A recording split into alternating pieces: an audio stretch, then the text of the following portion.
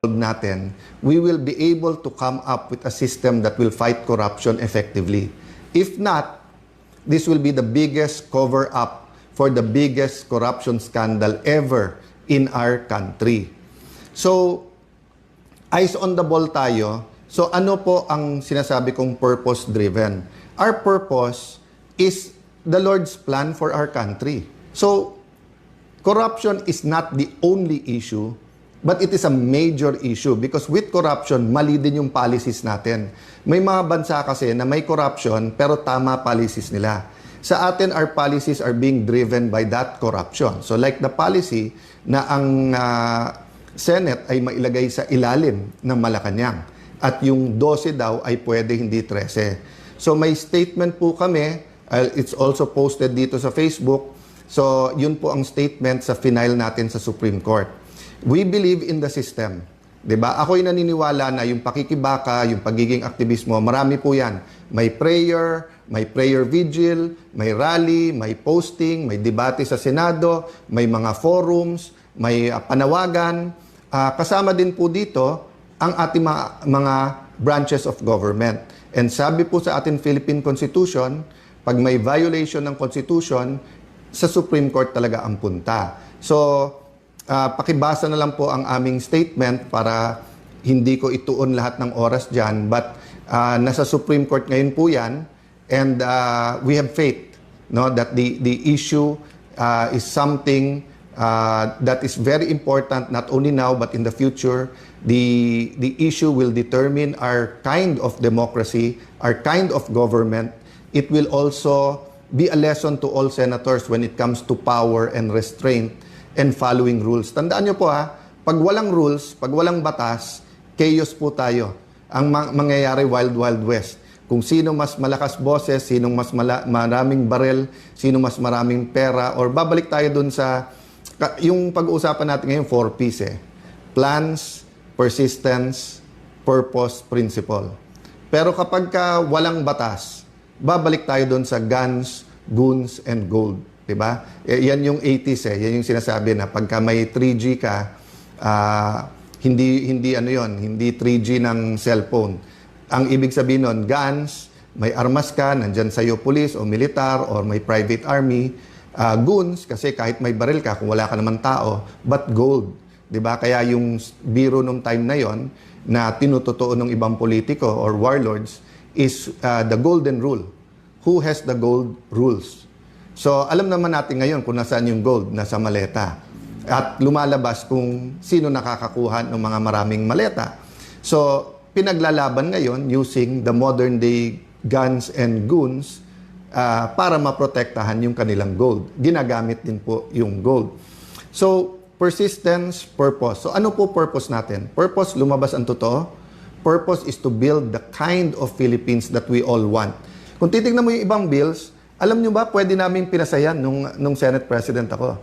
Pero hindi naglagay ng members sa committee yung nagsasabing sila na majority ngayon, yung 11 na naging 12. So, yung sinasabi nila na mga generals, and ako yung humingi ng apology sa kanila, naipit sila sa mga to, alam nyo nung nag-adjourn sinidi sila ng Wednesday, pwede silang mag-session hanggang Friday kung naniniwala talaga sila na yung 12 nila ay may quorum.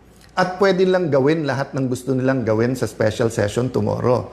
So yung mga nauna na nagbigay ng opinion na this is for leadership change, yan din nasa mind namin. So sa meeting ng grupo ng ating mga senador yesterday, yan ang dinidiscuss namin na lahat ginagawa, pagsugod ng NBI, paghuli kay Bato, pag-walk out, yung napakaraming issue na binabato nila, magtrabaho, etc. But in the end, it's all about the flood control and who's guilty and how do we protect everyone, how do you protect the mastermind and how do you protect Malacanang.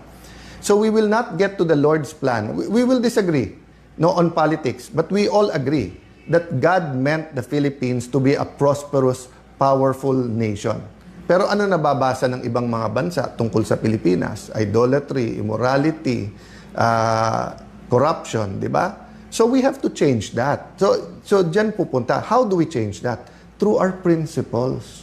Ang pinaglalaban namin, hindi power, hindi position, prinsipyo. So Kung 13 na sa kanila, congratulations. We know how you got it, sa pananakot, panunuhol, sasabihin, ikukulong. But sabi namin na anytime na 13 kayo, kayo na mamuno. Pero hindi magbabago principle namin. Kaya ang tanong ko, kung makukuha nyo yung 13, buburahin na naman natin yung flood control or front and center natin to. Lahat, kinukuyog nyo buong Pilipinas na magkaroon ng impartial na impeachment. Pero ayon yung hindi kayo ang mag-preside. Ayaw nyo na ang numero ay 24. Binabago-bago nyo. Pinost ni Senator Win, tapos tinanggal. Tapos ngayon ay sinasabi ni Senator P. Hindi, talagang 1624. Tapos sinasabi ng ibang prosecutors, hindi. Supreme Court lang pwede magsabi. Whether yan ay congressmen and women prosecutors or yung private court. Ginugulo na po nila kasi kasunod yan chacha. From the start po, di ba, sabi namin, eyes on the ball. Control, chacha, pag whitewash, para nga ma-extend yung term. Sana mali ako. Sana mali. Pero sa ginagawa, tignan niyo po sa Senate, paulit-ulit siya, magtrabaho, walang drama. Pag upo pa lang nila, pinauwi. Nagbigay lang ako notice na Thursday may Blue Ribbon Committee hearing sa session hall, biglang may threat na daw. Pero hindi ma-confirm ng ibang security forces. Pero bukas sa session, pwede nang ulit gamitin at pwede tayong lahat. Pero today and yesterday, bawal na ang mga senador may bisita. So hindi ba lockdown din yon? Paulit-ulit sila, bantayan daw ako, baka daw padlocking ko yung Senado. Basically, pinadlock na nila eh. 'Di ba? Na sila na nagde-determine sinong pwedeng pumasok o hindi. Wala namang gulo eh. Kung may nagrarally, peaceful naman sila doon. Kung may konting gulo, naayos. Pero bakit gano'n na ang Senado? Because they're sending the message, huwag kayong lumaban sa amin. Pag lumabang kayo, kaso, kulong, hopefully walang patayan. But allow me to say all of this because we never know what the future, I have faith. I'm walking by faith, not by sight. I do believe ang mga witnesses may ilalabas pa tong lahat. But we have to tell you, di ba? One, we have to be persistent. Number two, what we're fighting for is nothing less than the kind of government we want. The kind of Philippines we want. The environment that we want to have. Do you want a healthy environment where students can study, where Filipinos are healthy, when hindi na kailangan mag-abroad? Kaya po yan kung tanggalin natin yung massive corruption. Pero kung mangyayari po ngayon ay takot lang. So, tinatakot lahat. Okay. Pag lumabas yung masterminds, baka maging presidente si VP Sara. No? Nakailan laban na po tayo in the past. Ang panakot parati, sinong vice president? Or during martial law, tinanggal ang vice president. Pag tinanggal daw si FM Senior, baka magkagulo. So, magulo na po. Magulo na, nagkakagulo na sa corruption. Hindi magulo sa kalye. Pero magulo ang sistema natin, kaya maraming kailangan umalis ng Pilipinas para maghanap ng trabaho. Maraming nagugutom dahil magulo ang pagnanakaw sa ating bansa. Ang kailangan ayusin ay mawala ang pagnanakaw. Hindi yung ayusin yung pagnanakaw na yun ang ginagawa ngayon. So, nung sinabing magulo kasi sa pagnanakaw, edi ayusin pagnanakaw, ayusin natin, tahimik, sino lang, tama lang, medium-size maleta lang. Hindi po. We have to change all of that and we have that opportunity. So, let me sum it up, no?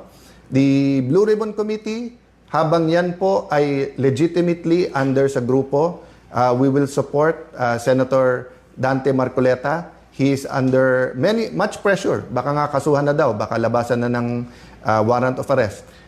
Hindi niya magamit yung session hall or and then yung coordination sa labas, napakahirap po. Witnesses, be strong, be steady in any way you can. Tell your story because you never know if you'll have the opportunity or not. Special session, we continue to discuss but obvious sa amin, ang target dito ay kunin ang Blue Ribbon Committee at i-secure yung Senate presidency. Actually, pinag-usapan namin ng grupo, kunin na nila lahat, Senate presidency, lahat ng committees. Pero kung sincere sila, iwan sa atin yung Blue Ribbon Committee para ang buong katotohanan. Mag-attend sila. Hindi naman natin gusto ng hearing na isang side lang nandun, pero hindi bibigay. Supreme Court, pray that it will be taken up. Pray for all the justices. Pray na ma-articulate ng both sides yung kanilang stand. Diba? Tapos Senate, pag-pray nyo po, kasi ang Senate is the last bastion of democracy. No? Yun ang sinasabi na, ibig sabihin po, pag napatahimik na lahat, nandyan yan. Kasi dumating ang time in martial law, pati media, kaya nga hangang-hanga dati ako nun sa Malaya at saka sa Inquirer dahil nga may boses ng oposisyon. Ngayon, you know, ang style nila is hindi patahimikin yung media, kung hindi guluhin, di ba? Tignan nyo ha, yung sabihin lang, wag tawagin 18 Marines. Bakit? Hindi ba sila dating Marines? Hindi ba pati pag-retired tawagin? So naging bagman. Ang bagman po, yun yung taga-kuha mo ng pera, hindi yung taga-buhat ng pera. So yung mga bagman po, yun po ang sinusumbong nung 18. Hindi po sila bagman.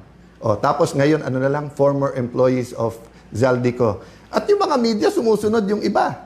So, ang Malacanang na pala nagdidikta how to describe a witness. No? Ako hindi ko dinidikta sa media. But ang sinasabi ko lang, that's the kind of environment we have now. That the anti-corruption forces can only rely on truth. But the pro-corruption forces have all the means, even the small means of crafting words so that emotions can be controlled. So, ito po ang inyong lingkod, si Kuya Alan. Hindi ko na sabihin senador, hindi ko na po sasabihin Senate President, whatever, kasi yung posisyon, baliwala sa akin yon. Pero gusto ko pong maging kuya, kasi ang kuya po, pinoprotektahan yung mga kapatid. Ang kuya po, sinasandalan din ni tatay at ni nanay para tumulong din sa pamilya.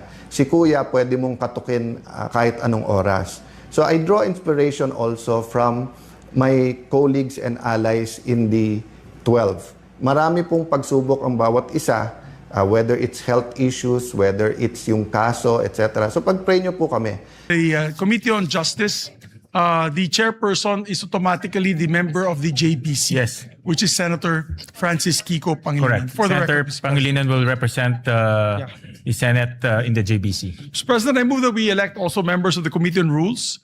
Mr. President, I move that we elect Senator J.V. Ercito, Senator Ping Lacson, Senator Kiko Pangilinan, Senator Erwin Tulfo, and Senator Joel Villanueva as members of the Rules Committee. Mr. Is President. there any objection? Hearing none, the motion is approved. Thank you, Mr. President. Mr. President, we'd like to also elect the members of the Committee on Health and Demography, Mr. President. For the record, the chairperson is Senator Risa Ontiveros, Vice Chairperson Senator J.V. Ejercito, and the members, part of the majority, Senators Bam Aquino, Senators Kiko Pangilinan, Senators Raffy Tulfo, Senator Erwin Tulfo, and Senator Ping Lacson. Is there any objection? Hearing none, motion is approved. Mr. President, we'd like to also move to elect the members of the Committee on Energy. The part of the chairperson is Senator Erwin Tulfo, the vice chairperson is Senator J.V. Ejercito, and the members are Senator Risa Ontiveros, Senator Bam Aquino, Senator Ping Lacson, Senator Raffy Tulfo. I so move, Mr. President. Is there any objection? Hearing none, motion is approved.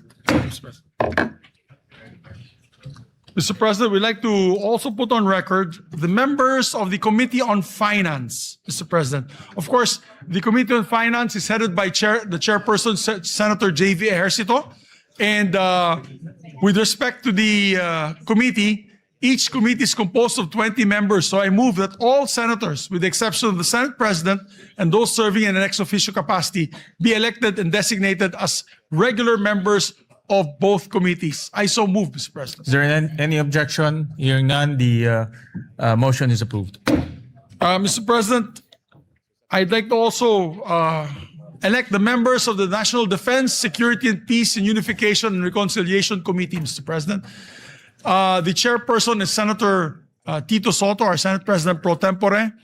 And same with the Finance Committee. There are 20 members.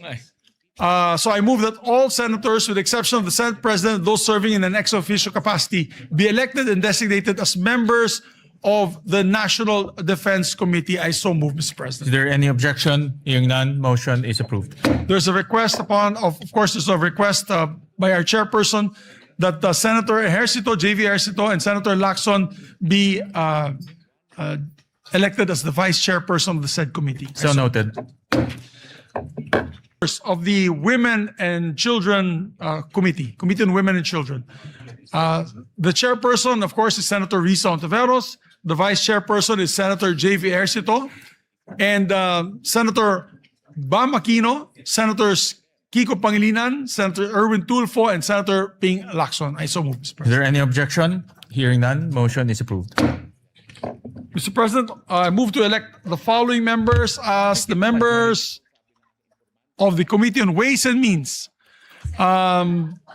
This chairperson is Senator Bam Aquino, and the members are Senator Pia Ontiveros, Senator Kiko Pangilinan, Senator Chis Escudero, Senator Erwin Tulfo, Senator Raffy Tulfo, and Senator Joel, what did I say? Risa Ontiveros. What did I say? Ay, nako, wala pa si Pia, hindi pa siya senator.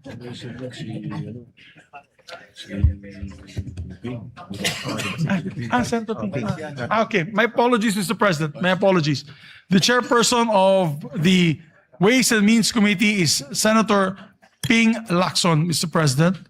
And Vice Chair will be Senator Bam Aquino, Senator Risa Ontiveros, Senator Kiko Pangilinan, Senator Francis Escudero, Senator Erwin Tulfo, Senator Raffy Tulfo, and Senator Joel Villanueva. Dear colleagues, I rise to co-sponsor Senator Joel Villanueva's Senate Resolution number 447. In times of calamity, the Senate must speak as one. I commend Senator Joel Villanueva for his quick thinking and swift leadership on this resolution, which reflects the Senate's shared duty to help Mindanao recover, rebuild, and prosper. Strategic national priority ang mabilis at tuloy-tuloy na pagbangon ng Mindanao mula sa lindol noong Hunyo 8. Bakit? Dahil nasa Mindanao ang humigit kumulang 1/3 na pinakamahihirap nating mga kababayan, habang 40% ng food supply ng ating buong bansa ay galing dito. Pinakamalawak na produkto ng nyug, pinakamalawak na coconut farm sa buong Pilipinas ay nasa Mindanao. 40%, 30% of the national food trade comes from Mindanao. Food basket ng Pilipinas ang Mindanao. It is also one of our most dynamic growth frontiers. Maraming mga tahanan, paaralan, ospital, kalsada, tulay, mga sistema ng kuryente at tubig at iba pang mahalagang infrastruktura ang nasira sa Davao Region at Soc-Sargen. Kung hindi ito agad-agad at sapat na matutugunan, mas lalaki ang pinsalang dulot sa agrikultura, pangingisda, logistics at mga lokal na negosyo. Tatagal ang paghihirap ng mga apektadong pamilya at malalagay rin sa alanganin ang pambansang seguridad sa pagkain at katatagan ng ating ekonomiya. Ang Senate Bill number 2259 ng inyong lingkod naglalaan ng 15 billion pesos in supplemental funding. Nilalayon nito na maibalik ang mahahalagang serbisyong pampubliko, maisaayos at mapatatag ang mga kritikal na pasilidad at maibangon ang kabuhayan ng ating mga magsasaka, mangingisda, manggagawa, maliliit na negosyo, lahat lubhang apektado ng lindol. Sa pagsuporta ng PS Resolution number 447 ni Senator Joel at sa ating Senate Bill 2259, pinagtitibay ng Senado na nasa interes ng buong Pilipinas ang pagbangon ng Mindanao. Dahil pagprotekta ito sa ating sistema ng pagkain, pangangalaga sa mga trabaho at pagpapatatag at pagpapabagsak o baba ng presyo ng mga bilihin.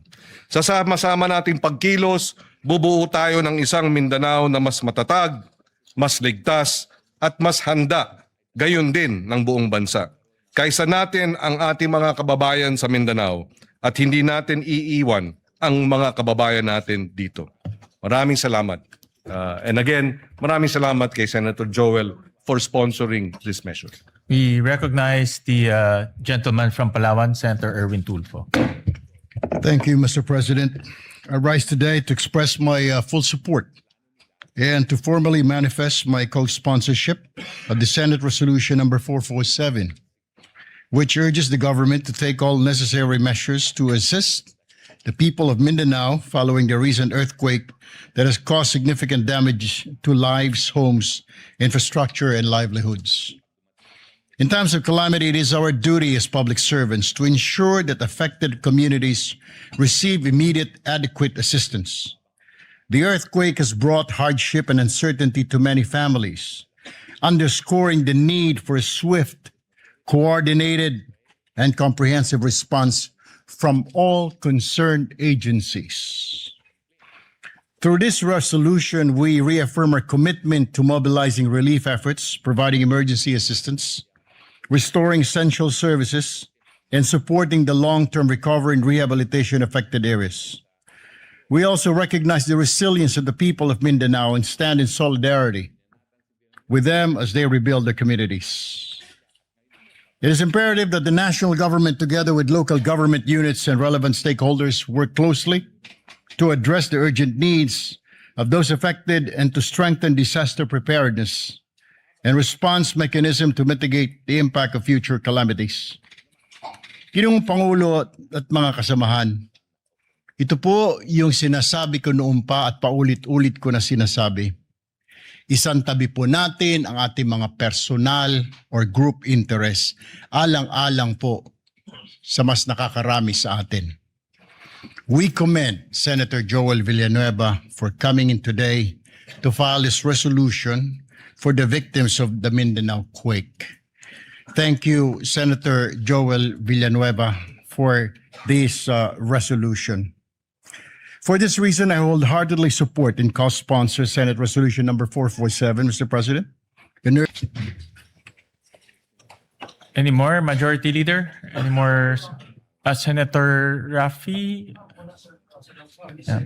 While waiting for Senator Raffy, let me commend the resolution filed by Senator Joel Villanueva, PS Resolution 447. Ito po ay napapanahon dahil po yung naranasan ng Mindanao, particularly Sarangani and Jensan, ay isa sa pinakamalakas na lindol na naranasan po ng ating bansa. At marami pong infrastruktura na nasira doon. Nakita ho namin ni Senator Erwin, Senator JV at Senator Migs. At marami rin pong nasawi na buhay. At kami po ay nakikiramay at nakikiisa po sa mga kababayan ho natin sa Jensan, Sarangani at sa lahat pong ng lugar na tinamaan po ng lindol. At kaya po nagbibigay pugay ho kami kay Senator Joel dahil ito pong resolution ay nagdedirekta ng mabilis na action at mabilis po na pag-release ng pondo para po makatulong po sa mga kababayan natin sa Mindanao. With that, we recognize Senator Raffy Tulfo.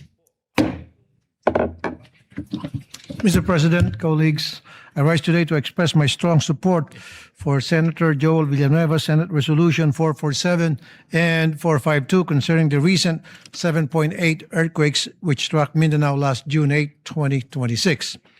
Hindi basta numero mga biktima ng lindol o anumang kalamidad. Sila po ay mga pamilyang nawala ng mga mahal sa buhay, tahanan at kabuhayan. The people of Mindanao have shown remarkable resilience in the face of adversity. Ngunit hindi sapat ang katatagan lamang. Hindi natin maaaring iasa sa tibay ng loob ng ating mga kababayan ang kanilang pagbangon. Kailangan nila ang agarang tulong at buong suporta ng pamahalaan upang muling maitayo ang kanilang mga buhay at komunidad. These resolutions recognize the urgent need to assess the full extent of the damage, ensure the relief and rehabilitation efforts are delivered efficiently, and identify measures that will strengthen the preparedness of our community against future disasters. Kasabay po nito, kinikilala natin rin ang kabayanihan ng ating mga rescue workers, medical teams at frontliners na nagbuwis ng oras at lakas upang pangunahan ang ating recovery efforts. For these reasons, I express my support, again, for Senate Resolution 447 and 452 and urge my colleagues to continue working together to ensure that the affected communities receive the assistance, rehabilitation, and protection that they deserve. May we continue to pray for their rehabilitation and for the continued safety of all our kababayans. Maraming salamat po, Mr. President. Sa ayaw natin at sa hindi, tapos na po ang boxing. Nagwagi po ang Bangag Jr. na makuha ang Senado. Nakakuha sila ng 13 boto, kaya ngayon, isang sunod-sunuran sa Bangag sa Malacanang ang nakaupong Senate President. At yung kanyang mga attack dogs, nakaupo na rin sa iba't ibang komite. Kasama na nga dyan yung Kiko Pangilinan, si Mr. Noted bilang chairperson ng Senate Blue Ribbon Committee. Ibig ba sabihin nito, tapos na ang laban? Naku, hindi po. Dahil bagamat nakuha ni Bangag Jr. ang liderato ng Senado, meron pa rin po tayong 11 mga kakampi dyan sa Senado. Ang Senado po, binuo ng ating saligang batas para nga po maging independyente. Yan ay sinigurado na maging independyente sa pamamagitan ng paano natin hinahalal ang mga senador. Sila po ay halal ng buong madlang bayan. Sila po ay nationally elected. At dahil po rito, gaya ng presidente, meron silang mandato galing sa buong sambayanan. Kaya naman, pagdating sa pagiging kapantas ng presidente, kada senador, o pwede niyang sabihin, kapantay kong presidente kasi halos pareho kami ng mandatong nakuha. Sa katunayan, mas marami pang mga boto nakuha ang ilang mga senador gaya ni Robin Hood Padilla o kaya ni Bongo kesa kay Marcos Jr. Dahil nung sila ay naging number 1 sa kanilang eleksyon, mas maraming botong Pilipino bumoto sa kanila kesa kay Marcos Jr. na bumoto pa bilang presidente.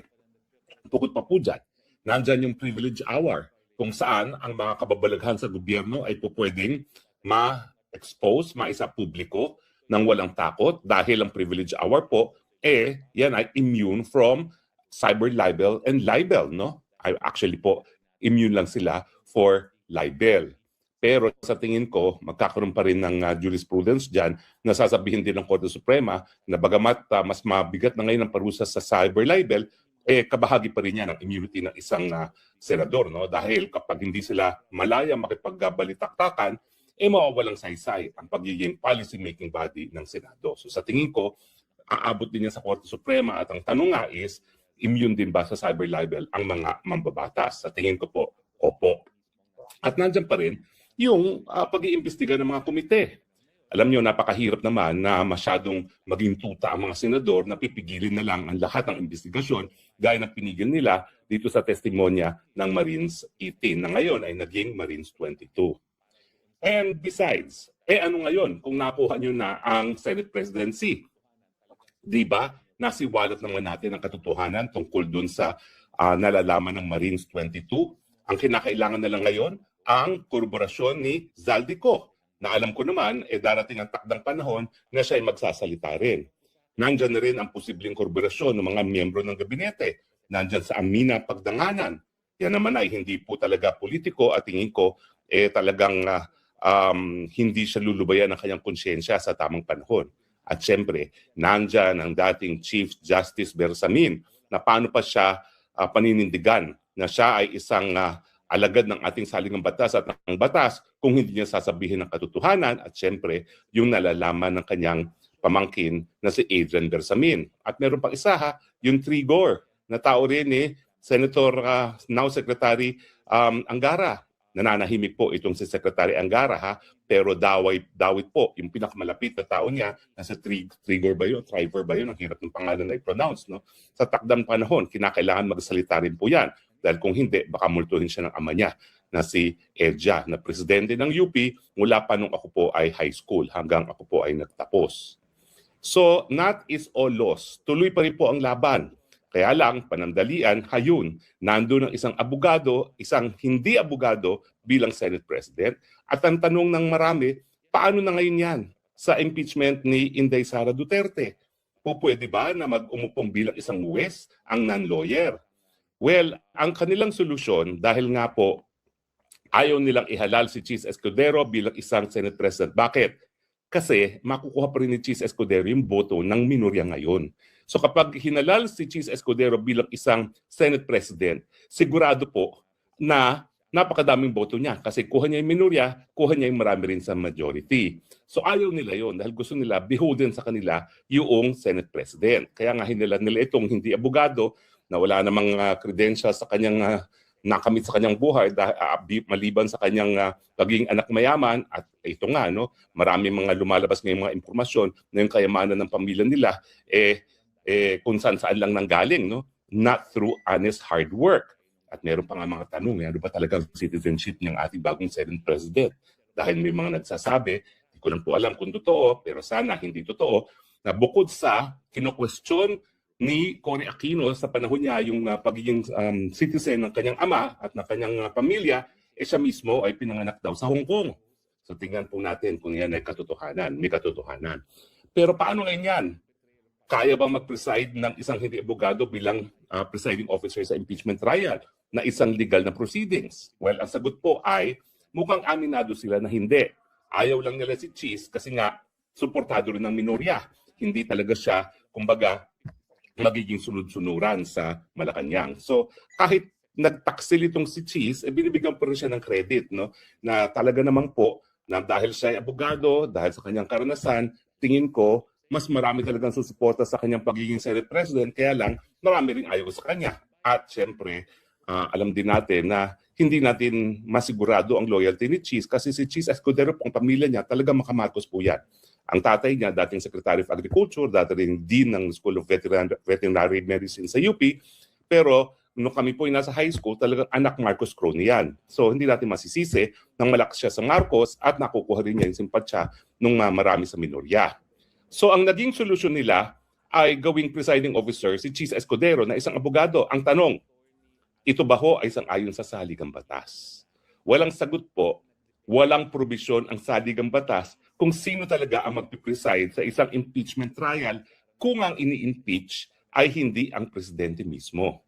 Ang nakasaad lang sa saligang batas ay ang Senado ay uupo bilang impeachment court at sila ay manunungkulan bilang mga impeachment judges bago magtrabaho bilang isang impeachment court. Ang probisyon lamang tungkol sa presiding officer ay kung ang ini-impeach ay ang presidente ng Pilipinas. At nakasaad sa saligang batas na kapag ang ini-impeach ay presidente ng Pilipinas, ang Chief Justice kasama ang Senate President ang sabay na magpe-preside. At nakita natin yan nung in-impeach si dating Presidente Erap Estrada na si Chief Justice Davide at saka si Senate President Nene Pimentel ay umupo bilang joint presiding officers. Pero si Chief Justice walang boto. Si Nene Pimentel noon merong boto. So, ang tanong, dahil tahimik ang saligang batas kung sino magpe-preside kapag ang ini-impeach ay hindi presidente, sino magpe-preside? Yun nga po, walang sinasabi ang saligang batas. Kaya naman, ang ginawa ng Senado, dahil walang sinasabing saligang batas, gumawa sila ng amendment sa kanilang rules. Itong June of 2026 lang, anticipating na, naku, may impeachment trial at posible na ang Senate President ay hindi abogado. Kasi nga, sinusulong nila si Win Gatchalian. So, ang amendment ay hiwalay na itatalaga ng Senado kung sino ang magiging presiding officer. At syempre, dahil meron ng bagong mayorya, yung mayorya ng 13 ang magsasabi kung sino ang presiding officer. At dahil dito, ang naging desisyon ng mayorya ngayon ay si Cheese Escudero ang magpe-preside. Ito ba ay sang-ayon sa saligang batas? Tahimik po ang saligang batas. Ito ba ay pinagbabawal ang saligang batas? Hindi. So, meron kasing kasabihan na kapag hindi pinababawal, ay po pwede. So, sa ganitong mga pagkakataon na walang sinasabi ang saligang batas kung sino magpe-preside kung ini-impeach ay hindi ang presidente mismo, maraming naniniwala na dahil hindi ipinagbabawal, po pwede magtalaga ng iba ang mga miyembro ng Senado dahil after all, yung Senado ay may kapangyarihan na bumuo na sa kanyang rules, sariling rules, at hindi po pwede paghimusukan ng ating hukuman. Pero ang tanong, yung kapangyarihan ng Senado na bumuo ng kanyang sariling rules ay kapag siya ay gumagana bilang isang mambabatas. Ito ba ay applicable sa isang impeachment court? Well, maraming magsasabi na again, bagamat tahimik ang saligang batas rito, natural. Dahil ang isang impeachment court, bukod sa ang rules of court ay supplementary applicable, po pwede magkaroon ng special provisions, no, nakabahagi ng kanyang rules. Pero siyempre, ang kontra naman, may mga magsasabi na by virtue of tradition, talaga namang ang pinakamataas, ang hepe ng Senado, ang dapat na mag-preside bilang presiding officer. Now, ang mga nagsasabi na ito dapat sundin ay magsasabi na kaya nga dapat ang hinalal ng Senate President ay merong kakayahan maging presiding officer. Dahil kung talaga namang by tradition, if the Senate President will preside sa impeachment trial, bakit kasi ang mayurya hindi naghalal ng isang abogado bilang isang impeachment presiding officer? So sa tingin ko po, parehong convincing itong dalawang views nito. Isa na in the absence of a specific provision sa saligang batas, ay governed by tradition, at isa namang nagsasabi ang hindi ipinagbabawal ng saligang batas ay po pwede. Siyempre, nakasalalay na kay VP Sara kung talagang papayag siya na si Chief Escudero magiging presiding officer dahil siya lamang ang may personalidad na kumuwestiyon doon sa kung sinong dapat mag-preside sa kanyang impeachment officer dahil siya ang ini-impeach. Abangan po natin kung kukwestiyonin ni VP Sara itong pagtatalaga kay Chief Escudero bilang isang presiding officer ng kanyang impeachment trial at hindi ang isang Senate President na hindi abogado. Abangan. Maraming salamat po sa inyong patuloy at pagtangkilik. Muli po huwag kayong masisiraan ng loob. Tuloy po ang laban. Kinakailangan, paglaban natin si VP Sara, kinakailangan siguraduhin natin si VP Sara maging presidente sa 2028 at mangyayari lang yan kung tayo po ay babantayan natin na saligang batas at paninindigan na hindi po pwedeng magkaroon ng Marcos forever. Baka akala nila ito ay tagumpay ng Senado o ng bloke ni Senator Sherwin Gatchalian. Nako po, hindi pa tapos mga kababayan. Baka akala nila yan na nasa kanila na yung huling baraha. Hindi pa mga kababayan. Ito po ay yung nangyayari rito ay isang madilim na araw para sa kasarinlan o independence ng ating Senado. Alright. Kasi, unang-una, bakit pinatawag tong special session na to? Huwag na tayong maglokohan pa rito, Mr. President. When I'm saying, when I say Mr. President Marcos Jr. Yes, sir. Pinatawag nyo rito kasi gusto nyong kontrolin ang Senado. Pinatawag nyo to kasi para mawala yung gulos sapagkat na-pressure nyo na si Senator Joel Villanueva na lumipat sa bakod. Di ba mga kababayan, sobrang obvious naman itong tilabay pa special pa session ni Pangulong Bongbong. Di po ba mga kababayan? Tapos, yung bill na inipasa ay yung, nako po, waling-waling mga kababayan, ginawang Grupo ni Diyos Gatchalian. At paano nyo na pressure sapagkat may mga kaso po na nakaamba laban kay Joel Villanueva mula sa tuta ninyong ombudsman. Huwag na tayo maglokohan pa. Yan lang po yan Huwag nyo nang insultuhin ang aming talino, ang talino ng mga Pilipino. Alam po namin kung ano pong nangyari dyan. Correct mga kababayan, no? Tapos gamitin pa tayo yung ginawa raw nila para sa taong bayan. Pambihira. Para lang naman sa inyo yan mga kababayan, di ba? Para sa kanilang mismong pamumuliti ka, kabayan. At syempre, mapagtakpan yung pagtakpan mga kababayan. Pambihira. Sinampulan nyo si Jinggoy, nakulong, at sinabi nyo kay Joel Villanueva, pag hindi ka lumipat, pag nagmatigas ka dyan, ay Kulong ka. yan din ang sasapitin ninyo. Yes, sir. Ang kaso nyo, mas madaling takutin si Joel Villanueva, tumawid. Okay, that's number 1. Wasak na po ang kasarinlan ng Senado. Klarong-klaro po sa sinabi ni Senator Gatchalian. Kaya sila mag-special session kasi gusto ng Malacanang, gusto ng Malacanang na maayos yung gulo. Gusto ng Malacanang. Kailan ba dapat sumunod ang Senado sa kagustuhan ng Malacanang? Hindi ba ang Senado ay bahagi ng lehislatura? 2 chambers ang legislature, the upper house, or the chamber of the Senate and the House of Representatives o lower house. Lower house, yes. Oo. Although ayaw nilang sabihin lower house kasi para daw sila ay parang inferior, di ba? Parang mas mahina daw sila sa mga senador. So House of Representatives, okay, sige. May mga mas magagaling din naman na mga tao sa House na mas magagaling sa ilang senador, patas lang naman sila. Pero, attorney- ngunit, pagka sinabi mong gagawin natin to kasi gusto ng Pangulo na maayos na yung gulo dyan, sumusunod na kayo sa Pangulo. Sira na po yung independence ng ating Senado. Pinakikita nyo na kayo ay sunod-sunuran sa kagustuhan ng Malacanang. Okay, number 3 puntos. Bakit kailangang tumawag ng special session at kumuha ng isa, Eto, mam-pressure maganda to, ng isang senador para kayo maging 13. That is an explicit admission na yung 12 ay hindi sapat para gawin yung ginawa ninyo.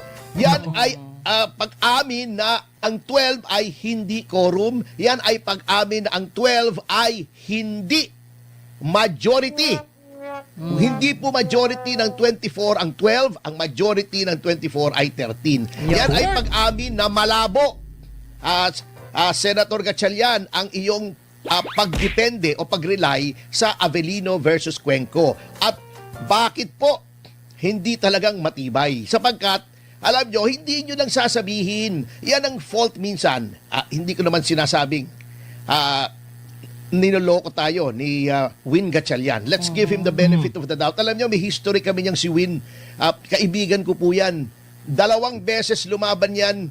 Talagang kinampanya ko yan sapagkat kaibigan ko ang tatay niyan. Pero wala akong hininging kapalit kahit pera, kahit pabor. Ni isang beses. Alam niyo yan, Senator Gatchalian, never akong lumapit sa inyo na humingi ng pabor sa inyo. But lately, Senator Gatchalian has been receiving bomb advice from his legal advisors. Ewan ko kung ang legal advisor niya, yung dating dean ng law school ng One Ball University. Kasi nung nasa Senado po ako at nire-represent ko si Cassandra Leong, alam nyo, sabi ni Senator Gatchalian nung pinayuhan ko ang aking kliyente na to invoke the right to remain silent and the right against self-incrimination. Alam nyo, sabi ba naman ni Win, I think your lawyer is giving you bad advice. Paano naging bad advice yung rights ng Constitution? So ako, sumama ang loob ko kasi alam kong kaibigan ko siya, ayoko namang mang-away doon at nakakahiya naman, senador siya. I wrote him a 5-page letter. Sabi ko, Win, alam mo, mahal kita, kaibigan kita, pero huwag kang makikinig kung kani-kanino. Eto, pinakita ko sa kanya lahat ng batas, lahat ng desisyon ng Korte Suprema na nagsasabing the right against self-incrimination and the right to remain silent is available sa lahat ng proceedings, maging kriminal, maging civil, maging administrative, at pati na sa Senado. Ayun. Nakalagay po roon sa klarong-klaro. Kaya tumawag sa akin yung kanyang staff, sabi ni staff niya, na si Ana yung pangalan. Sabi ni Senator, sorry daw. Sabi ko, pambihira naman siya kailangan mo ba naman sabihin in public? Pero that being as it is, etong advice na ito ay mali na naman para sa akin. Yung reliance sa Avellino versus Cuenco. Yan ang sinasabi ko nga na ang batas, hindi ko po sinasabing kapag ikaw ay hindi abogado ay hindi mo alam ang batas. Meron ng mga abogado hindi alam ang batas Katulad ni Representative Luis ko. Di ba? Grabe na yan. Di ba? Kasi napakapangit nga nung mga sinasabi niya tungkol sa batas. Akala ko madilim yung bata. At kayapoy ko nga, si Representative Sendanya, tabingi ang pangangatuwiran. Ala. Oo.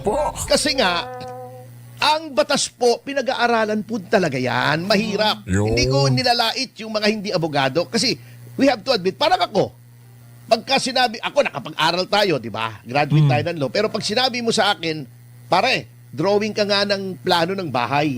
Malabo. Ba, hindi pwede. Maguguho yung bahay na yun. Parang flood control project yun, no? Di ba? Oo naman. Kasi, hindi ko kaya bagamat nakapag-aral tayo, medyo metalino naman tayo ng konti, hindi natin kaya, hindi natin linya yon.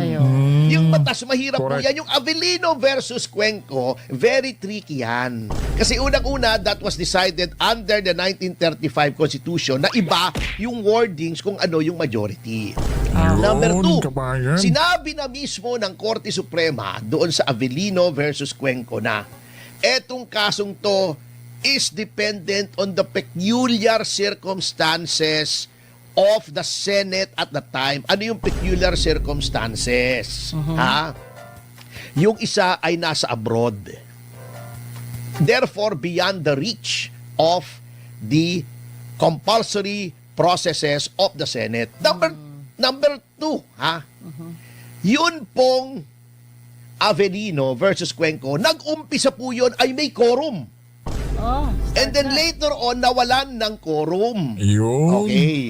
Ito po, nag-umpisa, wala ng quorum yung ginawa ni Gatchalian. Okay? Tumpak. Okay, number 3, doon po sa Avellino, tinry muna nilang makakuha ng quorum. How? By trying to arrest yung mga absent members. Kasi may kapangyarihan po ang Senate President na gawin yun. Dito, wala silang ginawang ganon. Marami pong pagkakaiba noon. Eto, walang nasa abroad, walang quorum at the start, hindi katulad ng Avellino, at hindi po tinry na gamitin yung compulsory process para magkaroon ng quorum. Ibang-iba po yung Avellino. Kaya yan po ang dapat pinag-aaralan. Kaya nga po, yung sinasabi nila, eto, nagsampa na ng reklamo or petisyon sa ating Korte Suprema ang grupo ni Alan Peter Cayetano. At Yan. ang Yan, akin kabayan. pong opinion dyan ay bilang isang payak na abogado na small time lang naman ay dapat po desisyonan ng Supreme Court yan. Notwithstanding na maaring maging moot and academic ang issue kasi kung makaka-30 na po sila ngayon at 30 na sila ngayon. Bakit? Sapagkat napakahalaga po na i-determine kung yung ginawa nung una, Correct. nung Gatchalian Black, na bigla silang nag-sesyon na 12 lamang sila, bigla nilang dineclare na may quorum at sila ay dineclare nilang vacant ang lahat ng posisyon. Pwera lang daw ang Senate President. Magulo nga po ang kanilang stand eh. Hindi dineclare nilang vacant lahat ng posisyon ng Senado, no? Pero hindi nila sabi nila hindi namin kayang mag-elect ng SP kasi 13 kailangan sa SP. Ayon Yun daw lang, sa konstitusyon. kabayan. Nakalimutan nila na sa sarili nilang rules yung section 2, rule 2 section 1 o section 2 yata, ay nakalagay doon na sinunod nila yung rule sa konstitusyon sa lahat ng officer. Sinabi nila, not only the Senate President, but all the officers of the Senate, dapat majority of all the Lahat, members kabayan. of the Senate. Okay? O Nako. kaya yung pagiging acting president ay questionable yun. Bakit? Okay, sabihin mo ng valid. Assuming without conceding na valid, Nako. yung sinasabi na vacant ang lahat, ang Senate President ay hindi makadischarge ng kanyang function kasi wala siya ron. Di ba? Anong rule sa Senate? Yung rules nila, yung sarili nilang rules na silang gumawa. Yung President pro tempore ang ilalagay. Sinong President pro tempore na elected by 13 members, not 12? Si Loren Legarda. Naku po mga kababayan, yun pala yung nararapat sana, no? Pambihira. Kasi naman, Attorney Topacio, di ba? Andyan si Brendalo sa panig nila. Kaya, naku po mga kababayan, hawa-hawa na yan. Di ba? Hawa-hawa na yan ganyang, mga kababayan, naku po, pambihira talaga. At sana na may, maglabas na ng yung Korte Suprema sa isinampa ni SP Alan mga kababayan, no? Di ba? At sana naku po, kung pwede lang, naku po, tanggalin yung mga yan. Yung grupo ni Tulpo, Gatchalian. Di ba? Dahil nilabag nila yung batas natin mga kababayan, di ba? Okay. Kung Ngayon, pwede lang. Sinasabi nila noon, ito natatawa ako Sabi nila, hindi, kinilala na kami ng Pangulo, yung mga dean ng mga law students, at ng law schools, kinilala kami, yung IBP, kinilala kami, etc. etc. Baliwala po yan, At hindi dahil nagiging ulalo na ang IBP, kundi hindi kahit buong mundo kilalanin ka kung yan ay labag sa konstitusyon ng Pilipinas. Yes. Baliwala yan. Sapagkat ang konstitusyon po ang pinakamataas na batas. Hindi po pwedeng ibahin ang sinasabi sa konstitusyon kahit tayo ay mag-survey o kilalanin ka ng kahit sino dyan, yun pa rin ang nakalagay sa konstitusyon dahil yan ay konstitusyon. Hindi pwedeng baguhin. Pwede ba naman baguhin ng IBP ang konstitusyon? Pwede ba naman baguhin ng mga law deans ang konstitusyon? Hindi po. Kung anong nakalagay dyan ay nariyan na. Ayun. Kaya nararapat lamang po na dalhin na yan sa Korte Suprema upang malaban kung ano po ang talagang kailangan para sa quorum. Yan ba ay 12 o 13? Yan ba ay base sa 24? Lagi o iba? Importante po kahit maging moot and academic. Bakit? Sapagkat meron pong doktrina sa ating batas, sa ating mga desisyon ng Korte Suprema. Merong mga question na bagamat moot and academic, ibig sabihin, baliwala na kung mag-decide ka kung sinong legal kasi 30 na sila ngayon, di ba? Oh, yes. Kung anong gawin nila, syempre, may quorum na yan. Tapos na yung usapan. Kasi meron tinatawag na bagay na capable of repetition but evading review. Ano yung capable of repetition but evading review? Pwedeng maulit. Pwedeng maulit. Tama Yan. ka. Yan kabayan, sa posibleng future pa ng mga senador natin. Diba? Tapos, naku po, susundan ito yung ginawa nila na pwede pala yung 12 na mag-quorum mga kababayan. Pambihira. At kailangang magdesisyon ang Korte Tama. Suprema upang hindi na maulit. Maulit. Para Yun. hindi na makakanta yung Klaro-klaro. black ni Gatchalian na sana'y maulit muli. Di ba mga kababayan? Pambira talaga. Mabuhay Sabi po, ng Pangulo. Mabuhay po, Attorney Topacio mga kababayan. Talagang legit to.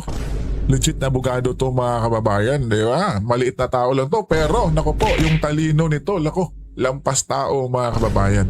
Di ba? At syempre mga kababayan, SP Alan, syempre tatawagin pa rin natin yung SP kasi, di ba? Kahit sa kunting sandali mga kababayan or di ba, in a month lang ata yung panililbihan niya bilang Senate Leader. Ay naku po, grabe, tila ba'y halos ilang taon na mga kababayan. Grabe yung nawindang mga kababayan. Di ba? Grabe yung natatakot sa kanya. Kaya ngayon mga kababayan, di na nakapagtataka na lahat gagawin nila, di ba? At syempre si Villanueva, naku po, naalala nyo pa yung sinabi ni Camille Villar na mas masahol pa kay Judas yung ano raw? Kung mabilang bakod. Naku po, eto na yun. Dalawa na mga kababayan. Chichis at si Villanueva. At samantala, naku po mga kababayan, yung mismong nagsabi ng ganyan, yung mga Villar, naku po, agam-agam ngayon na naku po, babaliktad na rin daw para mga kababayan, yung boto nila kay BP Sara aabot ng 16. Naku po, pero kulang pa din ng isa yan mga kababayan, kahit na bumaliktad yung dalawang Villar, 13 plus 2, di ba, 15. So, need sila ng 16 mga kababayan para tuluyang ma-impeach si BP Sara eh. So, sino kaya yung isa na gugulatin na naman nila mga kababayan, Diba? Sino na naman kaya yan? Nako.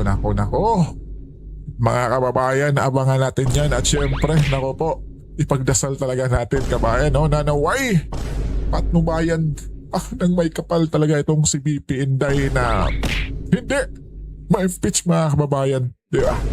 Kahit alam natin na gagawin nila lahat para ma-impeach, pero sa kapangyarihan natin Panginoon mga kababayan, walang imposible, lahat posible.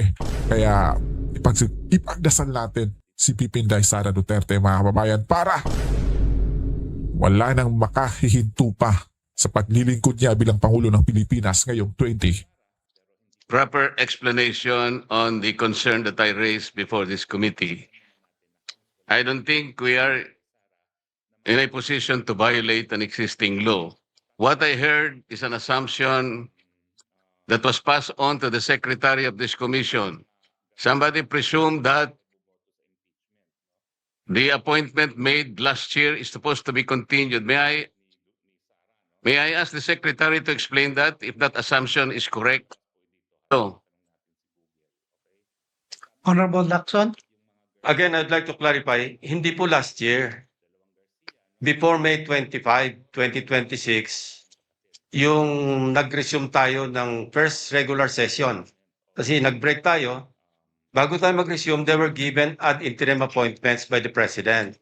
So yun po yung ina-apply natin because a special session that we are having today is a continuation of the first regular session, Mr. Chairman. So yung birthday nila fell after. Kailan ang birthday mo, General? May 14. So yung ad interim appointments were given before May 14, I suppose. So you confirm that. So hindi ka covered ng 1-year ban. That's the clarification that I manifested earlier, Mr. Chairman. How about the others? Covered sila ng hindi sila covered ng 1-year ban when they were given their ad interim appointments before May 25, di ba?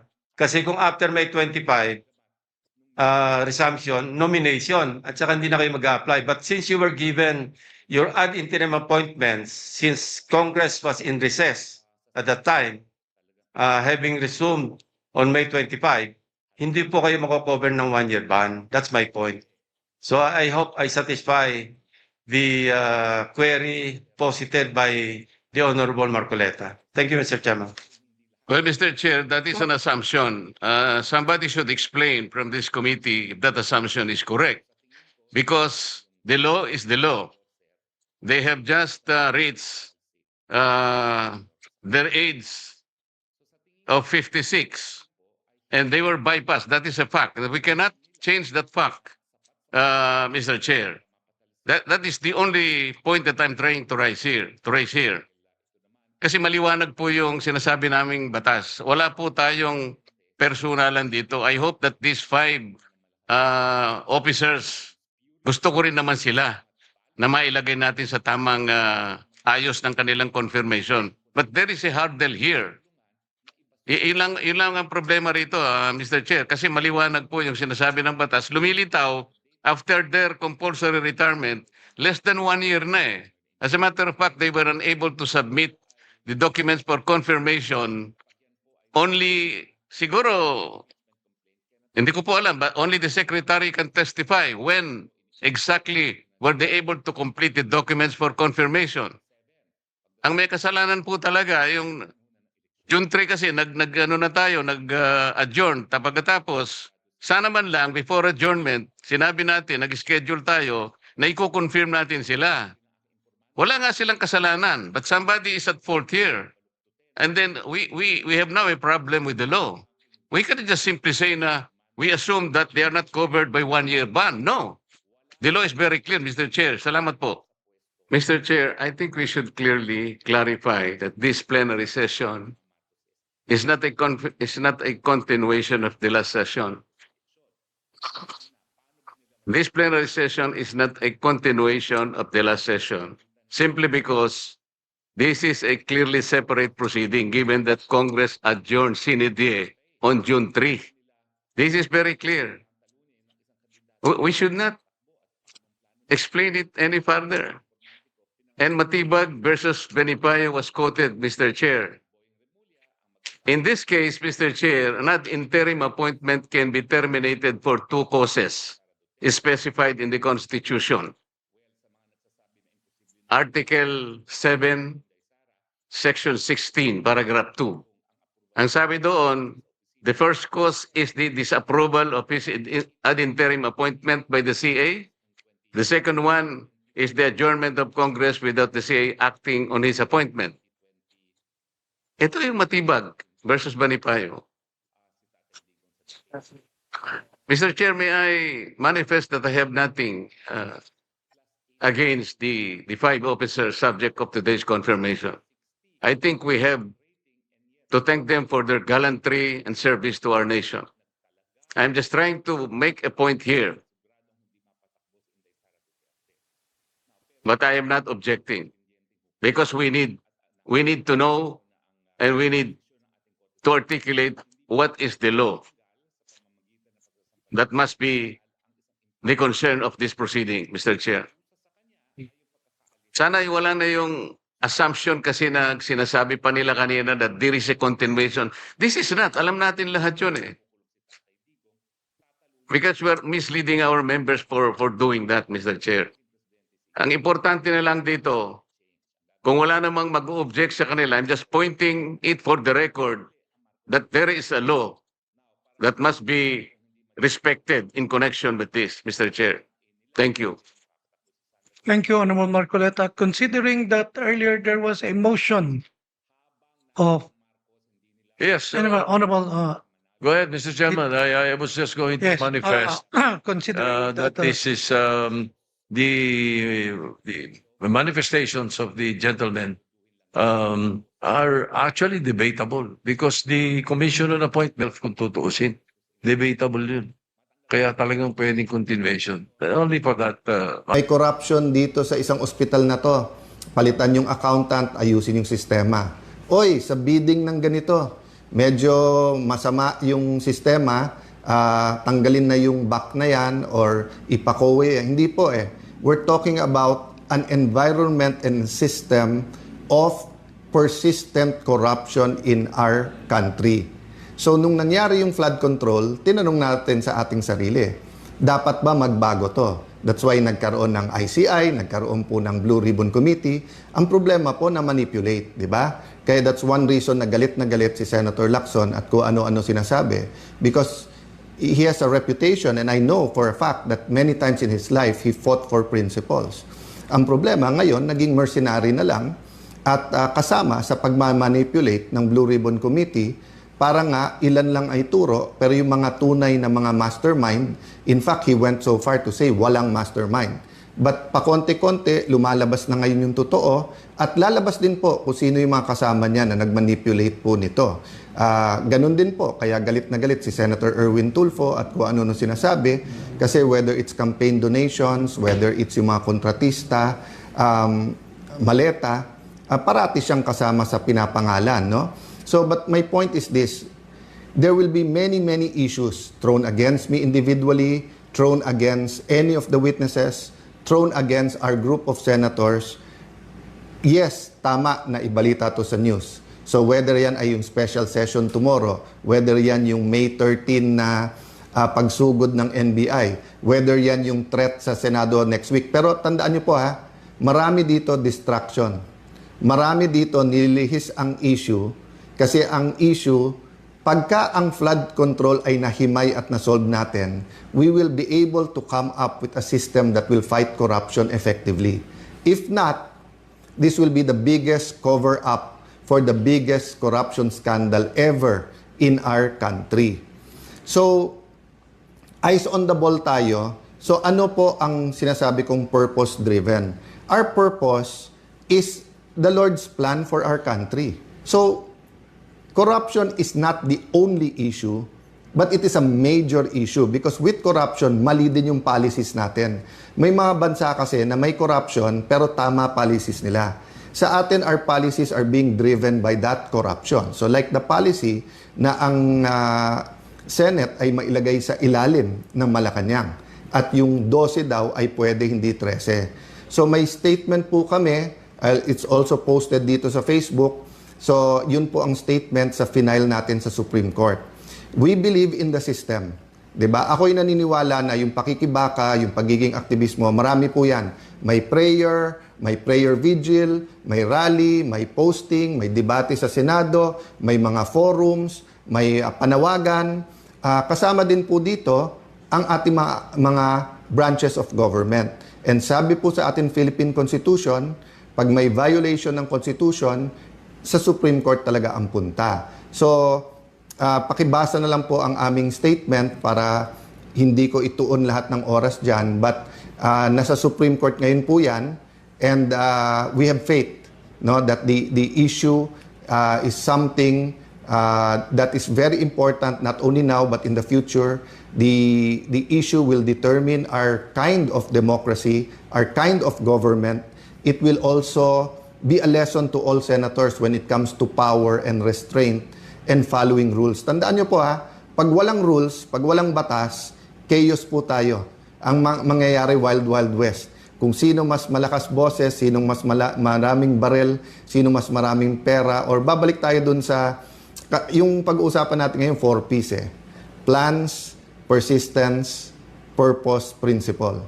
Pero kapag walang batas, babalik tayo doon sa guns, goons, and gold. Diba? Yan yung 80s Yan yung sinasabi na pagka may 3G ka, hindi 3G ng cellphone.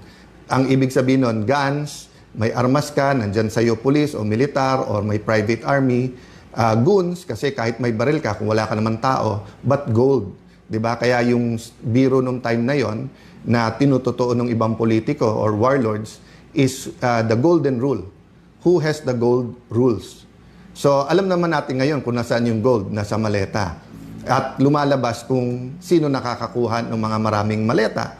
So, pinaglalaban ngayon using the modern day guns and goons para maprotektahan yung kanilang gold. Ginagamit din po yung gold. So, persistence, purpose. So, ano po purpose natin? Purpose, lumabas ang totoo. Purpose is to build the kind of Philippines that we all want. Kung titignan mo yung ibang bills, alam nyo ba, pwede namin pinasayan nung Senate President ako.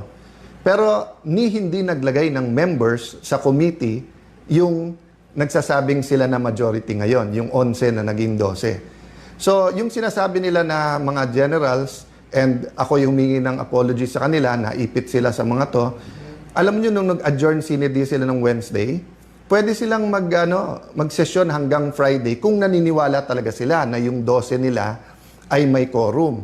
At pwede lang gawin lahat ng gusto nilang gawin sa special session tomorrow. So yung mga nauna na nagbigay ng opinion na this is for leadership change, yan din nasa mind namin. So sa meeting ng grupo ng ating mga senador yesterday, yan ang dinidiscuss namin na lahat ginagawa, no? Pagsugod ng NBI, paghuli kay Bato, pag-walk out, yung napakaraming issue na binabato nila, magtrabaho, etc. But in the end, it's all about the flood control and who's guilty and how do we protect everyone, how do you protect the mastermind and how do you protect Malacanang. So we will not get to the Lord's plan. We will disagree on politics, but we all agree that God meant the Philippines to be a prosperous, powerful nation. Pero ano nababasa ng ibang mga bansa tungkol sa Pilipinas? Idolatry, immorality, corruption, di ba? So we have to change that. So dyan pupunta. How do we change that? Through our principles. Ang pinaglalaban namin, hindi power, hindi position, prinsipyo.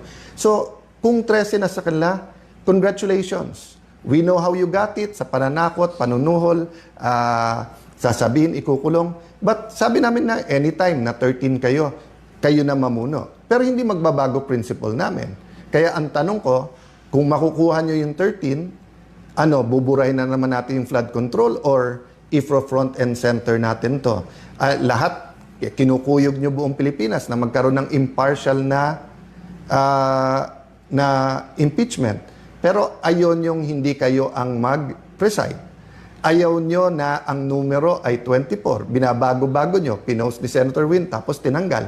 Tapos ngayon ay sinasabi ni Senator Win, hindi, talagang 1624. Tapos sinasabi ng ibang prosecutors, hindi. Supreme Court lang pwede magsabi. Whether yan ay congressmen and women prosecutors or yung private court. Ginugulo na po nila kasi kasunod yan chacha.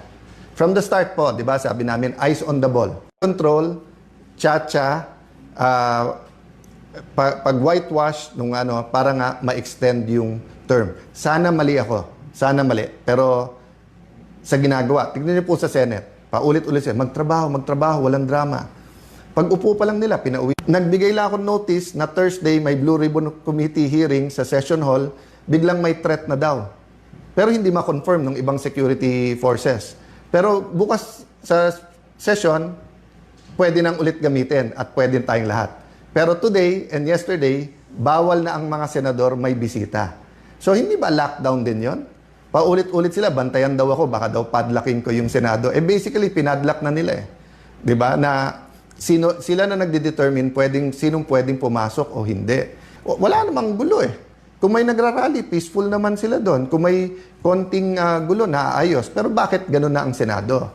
Because they're sending the message, huwag kayong lumaban sa amin. Pag lumabang kayo, kaso, kulong, hopefully walang patayan.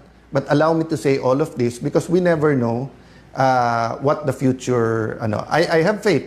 I'm walking by faith, not by sight. I do believe ang mga witnesses mailalabas pa tong lahat. But we have to tell you, di ba? One, we have to be persistent. Number two, what we're fighting for is nothing less than the kind of government we want, the kind of Philippines we want, the environment that we want to have. Do you want a healthy environment where students can study, where Filipinos are healthy, when hindi na kailangan mag-abroad? Kaya po yan kung tanggalin natin yung massive corruption. Pero kung mangyayari po ngayon ay takot lang. So, tinatakot lahat. Okay? Pag lumabas yung masterminds, baka maging presidente si VP Sara. No? Nakailan laban na po tayo in the past. Ang panakot parate, sinong vice president? Or during martial law, tinanggal ang vice president. Pag tinanggal daw si FM Senior, baka magkagulo. So, magulo na po. Magulo na, nagkakagulo na sa corruption. Hindi magulo sa kalye. Pero magulo ang sistema natin, kaya maraming kailangan umalis ng Pilipinas para maghanap ng trabaho. Maraming nagugutom dahil magulo ang pagnanakaw sa ating bansa. Ang kailangan ayusin ay mawala ang pagnanakaw. Hindi yung ayusin yung pagnanakaw na yun ang ginagawa ngayon. So, nung sinabing magulo kasi sa pagnanakaw, edi ayusin pagnanakaw, ayusin natin tahimik, sino lang, tama lang, medium-size maleta lang. Hindi po. We have to change all of that and we have that opportunity. So, let me sum it up, no? The Blue Ribbon Committee, habang yan po ay legitimately under sa grupo, we will support Senator Dante Marcoleta. He is under much pressure. Baka nga kasuhan na daw, baka labasan na ng warrant of arrest. Hindi niya magamit yung session hall or and then yung coordination sa labas, napakahirap po. Witnesses, be strong, be steady in any way you can. Tell your story because you never know if you'll have the opportunity or not. Special session, we continue to discuss but obvious sa amin ang target dito ay kunin ang Blue Ribbon Committee at i-secure yung Senate presidency. Actually, pinag-usapan namin ng grupo, kunin na nila lahat, Senate presidency, lahat ng committees. Pero kung sincere sila, iwan sa atin yung Blue Ribbon Committee para ang buong katotohanan. Mag-attend sila. Hindi naman natin gusto ng hearing na isang side lang nandun, pero hindi bibigay. Supreme Court, pray that it will be taken up. Pray for all the justices. Pray na ma-articulate ng both sides yung kanilang stand. Diba? Tapos Senate, ibig sabihin po, pag napatahimik na lahat, nandyan yan. Kasi dumating ang time in martial law, pati media, kaya nga hangang-hanga dati ako nun sa Malaya at saka sa Inquirer dahil nga may boses ng oposisyon. Ngayon, ang style nila is hindi patahimikin yung media kung hindi guluhin, di ba? Tignan nyo yung sabihin lang, wag tawagin 18 Marines. Bakit? Hindi ba sila dating Marines? Hindi ba pati pag-retired tawagin? So, naging bagman. Ang bagman po, yun yung taga-kuha mo ng pera, hindi yung taga-buhat ng pera. So, yung mga bagman po, yun po ang sinusumbong nung 18. Hindi po sila bagman. Tapos ngayon, na lang, former employees of Zaldico. At yung mga media, sumusunod yung iba. So, ang Malacanang na pala nagdidikta how to describe a witness. No? Ako hindi ko dinidikta sa media. But ang sinasabi ko lang, that's the kind of environment we have now. That the anti-corruption forces can only rely on truth. But the pro-corruption forces have all the means, even the small means of crafting words so that emotions can be controlled. So, ito po ang inyong lingkod, si Kuya Alan. Hindi ko na sabihin senador, hindi ko na po sasabihin Senate President, whatever, kasi yung posisyon, baliwala sa akin yon. Pero gusto ko pong maging kuya, kasi ang kuya po, pinoprotektahan yung mga kapatid. Ang kuya po, sinasandalan din ni tatay at ni nanay para tumulong din sa pamilya. Si kuya, pwede mong katukin kahit anong oras. So, I draw inspiration also from my colleagues and allies in the 12. Marami pong pagsubok ang bawat isa, whether it's health issues, whether it's yung kaso, etc. So pag-pray nyo po kami. The Committee on Justice, the chairperson is automatically the member of the JBC. Yes. Which is Senator Francis Kiko Pangilinan. Correct. For the Senator record, Mr. Pangilinan will represent the Senate in the JBC. Mr. President, I move that we elect also members of the Committee on Rules. Mr. President, I move that we elect Senator J.V. Ercito, Senator Ping Lacson, Senator Kiko Pangilinan, Senator Erwin Tulfo, and Senator Joel Villanueva as members of the Rules Committee. Mr. Is President. there any objection? Hearing none, the motion is approved. Thank you, Mr. President. Mr. President, we'd like to also elect the members of the Committee on Health and Demography, Mr. President. For the record, the chairperson is Senator Risa Ontiveros, Vice Chairperson Senator J.V. Ejercito, and the members, part of the majority, Senators Bam Aquino, Senators Kiko Pangilinan, Senators Rafi Tulfo, Senator Erwin Tulfo, and Senator Ping Lacson. Is there any objection? Hearing none, motion is approved. Mr. President, we'd like to also move to elect the members of the Committee on Energy.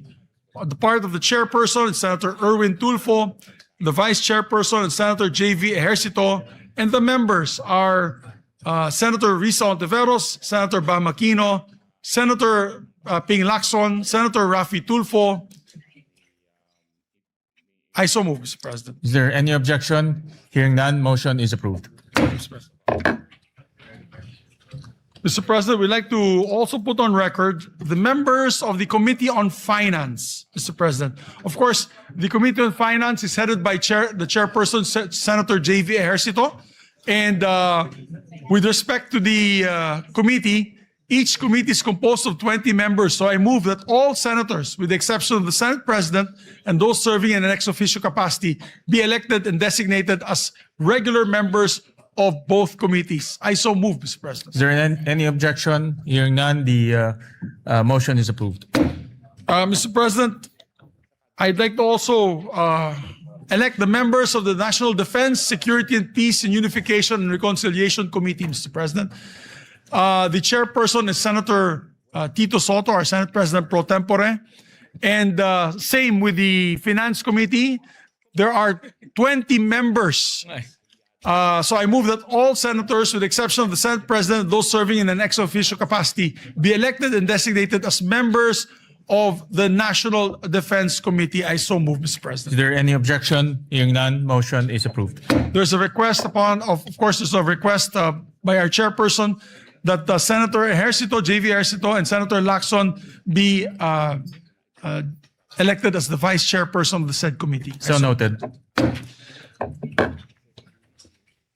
Mr. President, I move that we elect the members of the Women and Children Committee on Women and Children. The chairperson, of course, is Senator Risa Ontiveros. The vice chairperson is Senator J.V. Ejercito. And Senator Bam Aquino, Senators Kiko Pangilinan, Senator Erwin Tulfo, and Senator Ping Lacson. I so move, Mr. Is President. there any objection? Hearing none, motion is approved.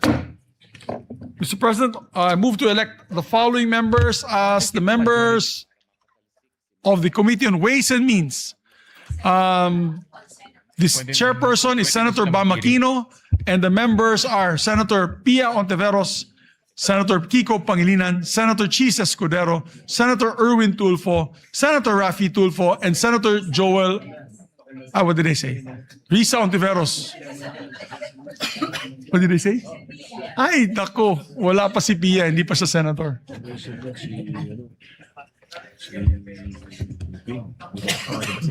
Senator Pia. Okay, my apologies, Mr. President. My apologies. The chairperson of the Ways and Means Committee is Senator Ping Lacson, Mr. President. And vice chair will be Senator Bam Aquino, Senator Risa Ontiveros, Senator Kiko Pangilinan, Senator Francis Escudero, Senator Erwin Tulfo, Senator Rafi Tulfo, and Senator Joel Villanueva. Dear colleagues, I rise to co-sponsor Senator Joel Villanueva's Senate Resolution number 447. In times of calamity, the Senate must speak as one. I commend Senator Joel Villanueva for his quick thinking and swift leadership on this resolution, which reflects the Senate's shared duty to help Mindanao recover, rebuild, and prosper. Strategic national priority ang mabilis at tuloy-tuloy na pagbangon ng Mindanao mula sa lindol noong Hunyo 8.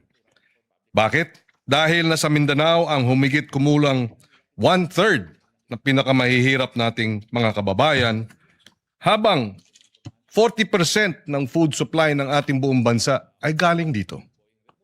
Pinakamalawak na produkto ng nyug, pinakamalawak na coconut farm sa buong Pilipinas ay nasa Mindanao. 30% of the national food trade comes from Mindanao. Food basket ng Pilipinas ang Mindanao. It is also one of our most dynamic growth frontiers. Maraming mga tahanan, paaralan, ospital, kalsada, tulay, mga sistema ng kuryente at tubig at iba pang mahalagang infrastruktura ang nasira sa Davao Region at Soc-Sargen. Kung hindi ito agad-agad at sapat na matutugunan, mas lalaki ang pinsalang dulot sa agrikultura, pangingisda, logistics at mga lokal na negosyo. Tatagal ang paghihirap ng mga apektadong pamilya at malalagay rin sa alanganin ang pambansang seguridad sa pagkain at katatagan ng ating ekonomiya. Ang Senate Bill number 2259 ng inyong lingkod naglalaan ng 15 billion pesos in supplemental funding. Nilalayon nito na maibalik ang mahahalagang serbisyong pampubliko, maisaayos at mapatatag ang mga kritikal na pasilidad at may bangon ang kabuhayan ng ating mga magsasaka, mangingisda, manggagawa, maliliit na negosyo, lahat lubhang apektado ng lindol.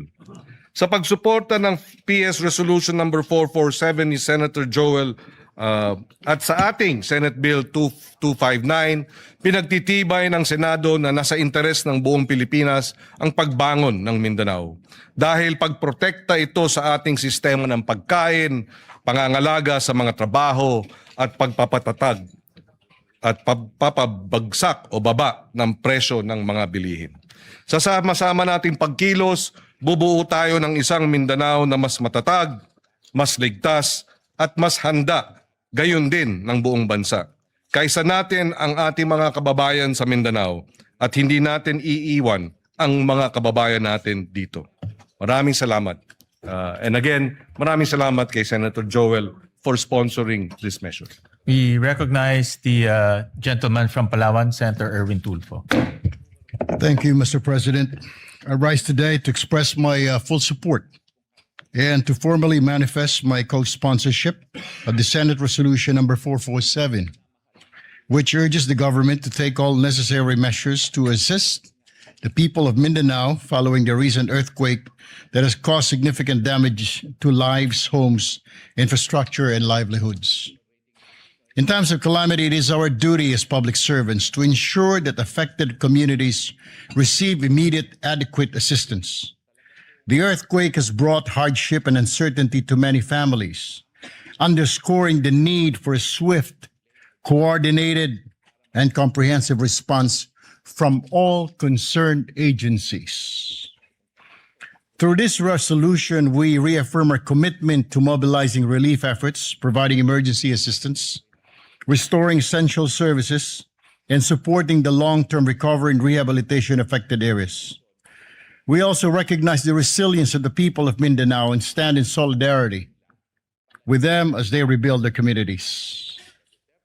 It is imperative that the national government, together with local government units and relevant stakeholders, work closely to address the urgent needs of those affected and to strengthen disaster preparedness and response mechanism to mitigate the impact of future calamities. Ginoong Pangulo at mga kasamahan, ito po yung sinasabi ko noon pa at paulit-ulit ko na sinasabi. Isantabi po natin ang ating mga personal or group interest, alang-alang po sa mas nakakarami sa atin. We commend Senator Joel Villanueva for coming in today to file this resolution for the victims of the Mindanao quake. Thank you, Senator Joel Villanueva, for this resolution. For this reason, I wholeheartedly support and co-sponsor Senate Resolution number 447, Mr. President, and urge its immediate adoption. Thank you and good morning. Or Senator Rafi. Yeah. While waiting for Senator Rafi, let me commend the resolution filed by Senator Joel Villanueva, PS Resolution 447. Ito po ay napapanahon dahil po yung naranasan ng Mindanao, particularly Sarangani and Jensan, ay isa sa pinakamalakas na lindol na naranasan po ng ating bansa. At marami pong infrastruktura na nasira doon. Nakita ho namin ni Senator Erwin, Senator JV at Senator Migs. At marami rin pong nasawi na buhay. At kami po ay nakikiramay at nakikiisa po sa mga kababayan ho natin sa Jensan, Sarangani at sa lahat pong ng lugar na tinamaan po ng lindol. At kaya po nagbibigay pugay ho kami kay Senator Joel dahil ito pong resolution ay nagdedirekta ng mabilis na action at mabilis po na pag-release ng pondo para po makatulong po sa mga kababayan natin sa Mindanao. With that, we recognize Senator Rafi Tulfo. Mr. President, colleagues, I rise today to express my strong support for Senator Joel Villanueva, Senate Resolution 447 and 452 concerning the recent 7.8 earthquakes which struck Mindanao last June 8, 2026. Hindi basta numero mga biktima ng lindol o anumang kalamidad. Sila po ay mga pamilyang nawala ng mga mahal sa buhay, tahanan at kabuhayan. The people of Mindanao have shown remarkable resilience in the face of adversity. Ngunit hindi sapat ang katatagan lamang. Hindi natin maaaring iasa sa tibay ng loob ng ating mga kababayan ang kanilang pagbangon. Kailangan nila ang agarang tulong at buong suporta ng pamahalaan upang muling maitayo ang kanilang mga buhay at komunidad. These resolutions recognize the urgent need to assess the full extent of the damage, ensure the relief and rehabilitation efforts are delivered efficiently, and identify measures that will strengthen the preparedness of our community against future disasters. Kasabay po nito, kinikilala natin rin ang kabayanihan ng ating mga rescue workers, medical teams at frontliners na nagbuwis ng oras at lakas upang pangunahan ang ating recovery efforts. For these reasons, I express my support, again, for Senate Resolution 447 and 452, and urge my colleagues to continue working together to ensure that the affected communities receive the assistance, rehabilitation, and protection that they deserve. May we continue to pray for their rehabilitation and for the continued safety of all our kababayans. Maraming salamat po, Mr. President. Sa ayaw natin at sa hindi, tapos na po ang boxing. Nagwagi po ang Bangag Jr. na makuha ang Senado. Nakakuha sila ng 13 boto, kaya ngayon, isang sunod-sunuran sa Bangag sa Malacanang ang nakaupong Senate President. At yung kanyang mga attack dogs, nakaupo na rin sa iba't ibang komite. Kasama na nga dyan yung Kiko Pangilinan, si Mr. Noted bilang chairperson ng Senate Blue Ribbon Committee. Ibig ba sabihin ito, tapos na ang laban? Naku, hindi po. Dahil bagamat nakuha ni Bangag Jr. ang liderato ng Senado, meron pa rin po tayong 11 mga kakampi dyan sa Senado. Ang Senado po, binuo ng ating saligang batas para nga po maging independyente. Yan ay sinigurado na maging independyente sa pamamagitan ng paano natin hinahalal ang mga senador. Sila po ay halal ng buong madlang bayan. Sila po ay nationally elected. At dahil po rito, gaya ng presidente, meron silang mandato galing sa buong sambayanan. Kaya naman, pagdating sa pagiging kapantas ng presidente, kada senador, o pwede niyang sabihin, kapantay kong presidente kasi halos pareho kami ng mandatong nakuha. Sa katunayan, mas marami pang mga boto nakuha ang ilang mga senador gaya ni Robin Hood Padilla o kaya ni Bongo kesa kay Marcos Jr.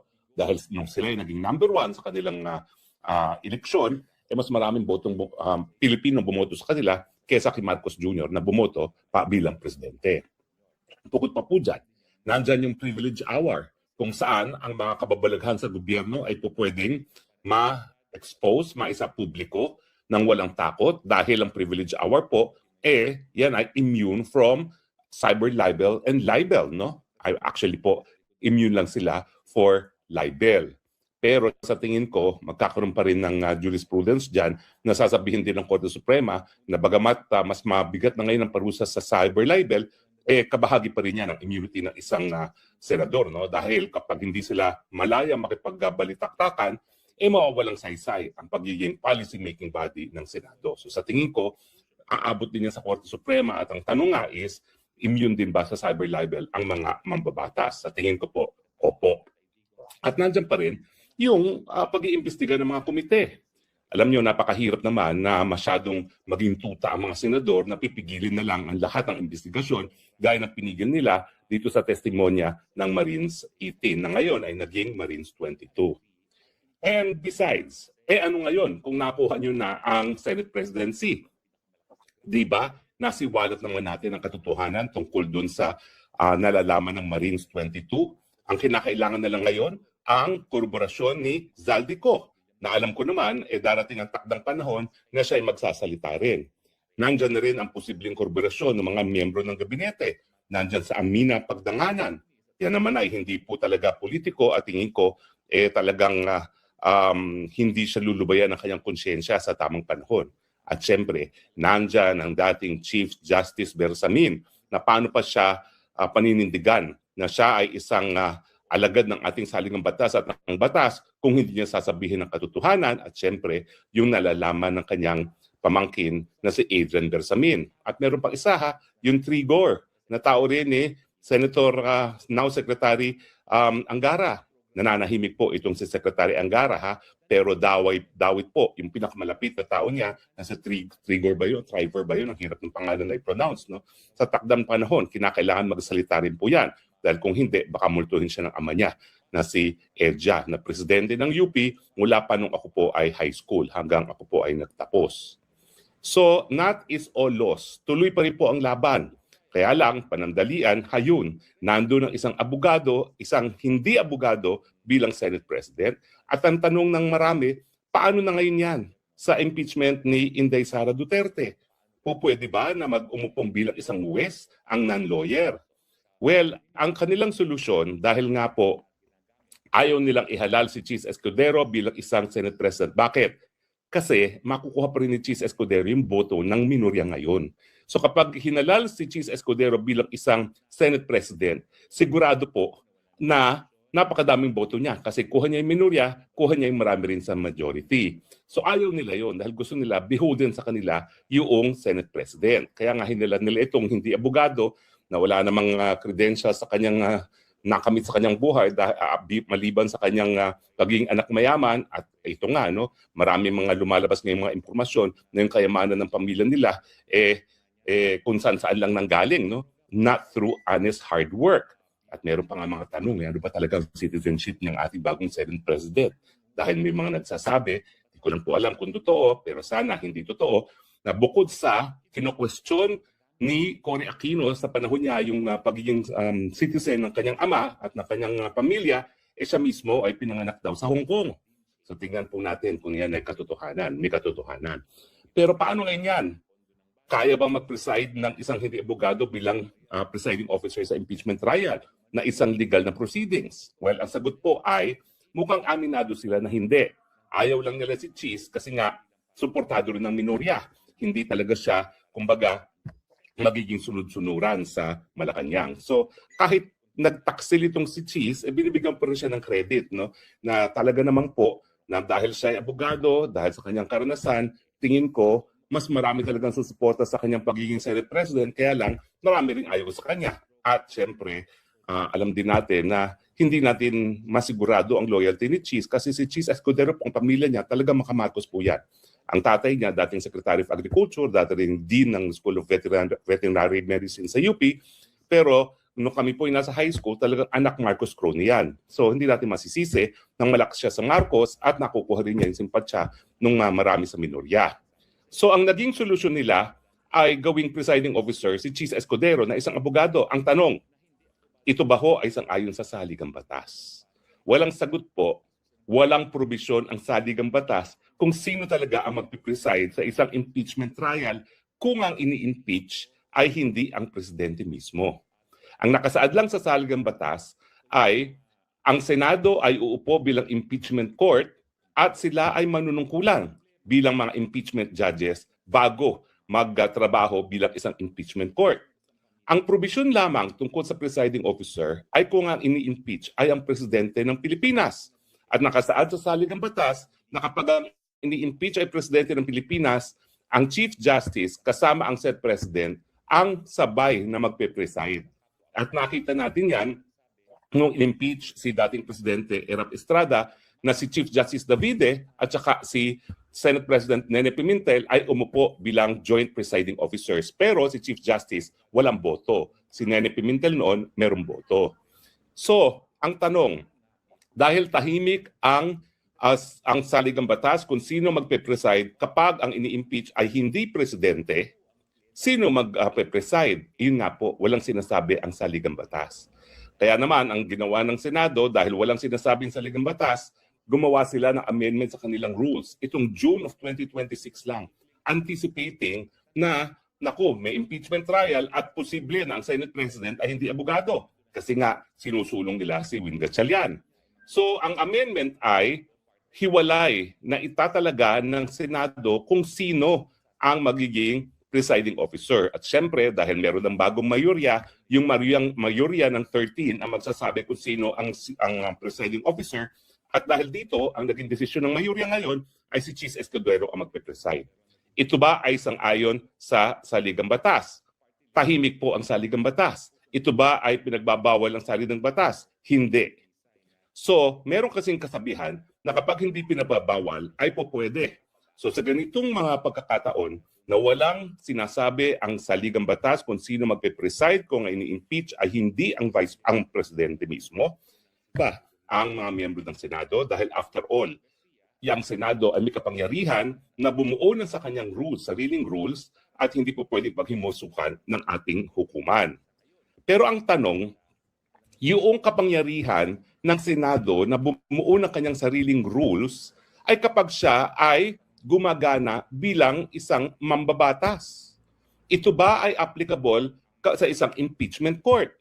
Well, maraming magsasabi na again, bagamat tahimik ang saligang batas rito, natural. Dahil ang isang impeachment court, bukod sa ang rules of court ay supplementary applicable, po pwede magkaroon ng special provisions, no, nakabahagi ng kanyang rules.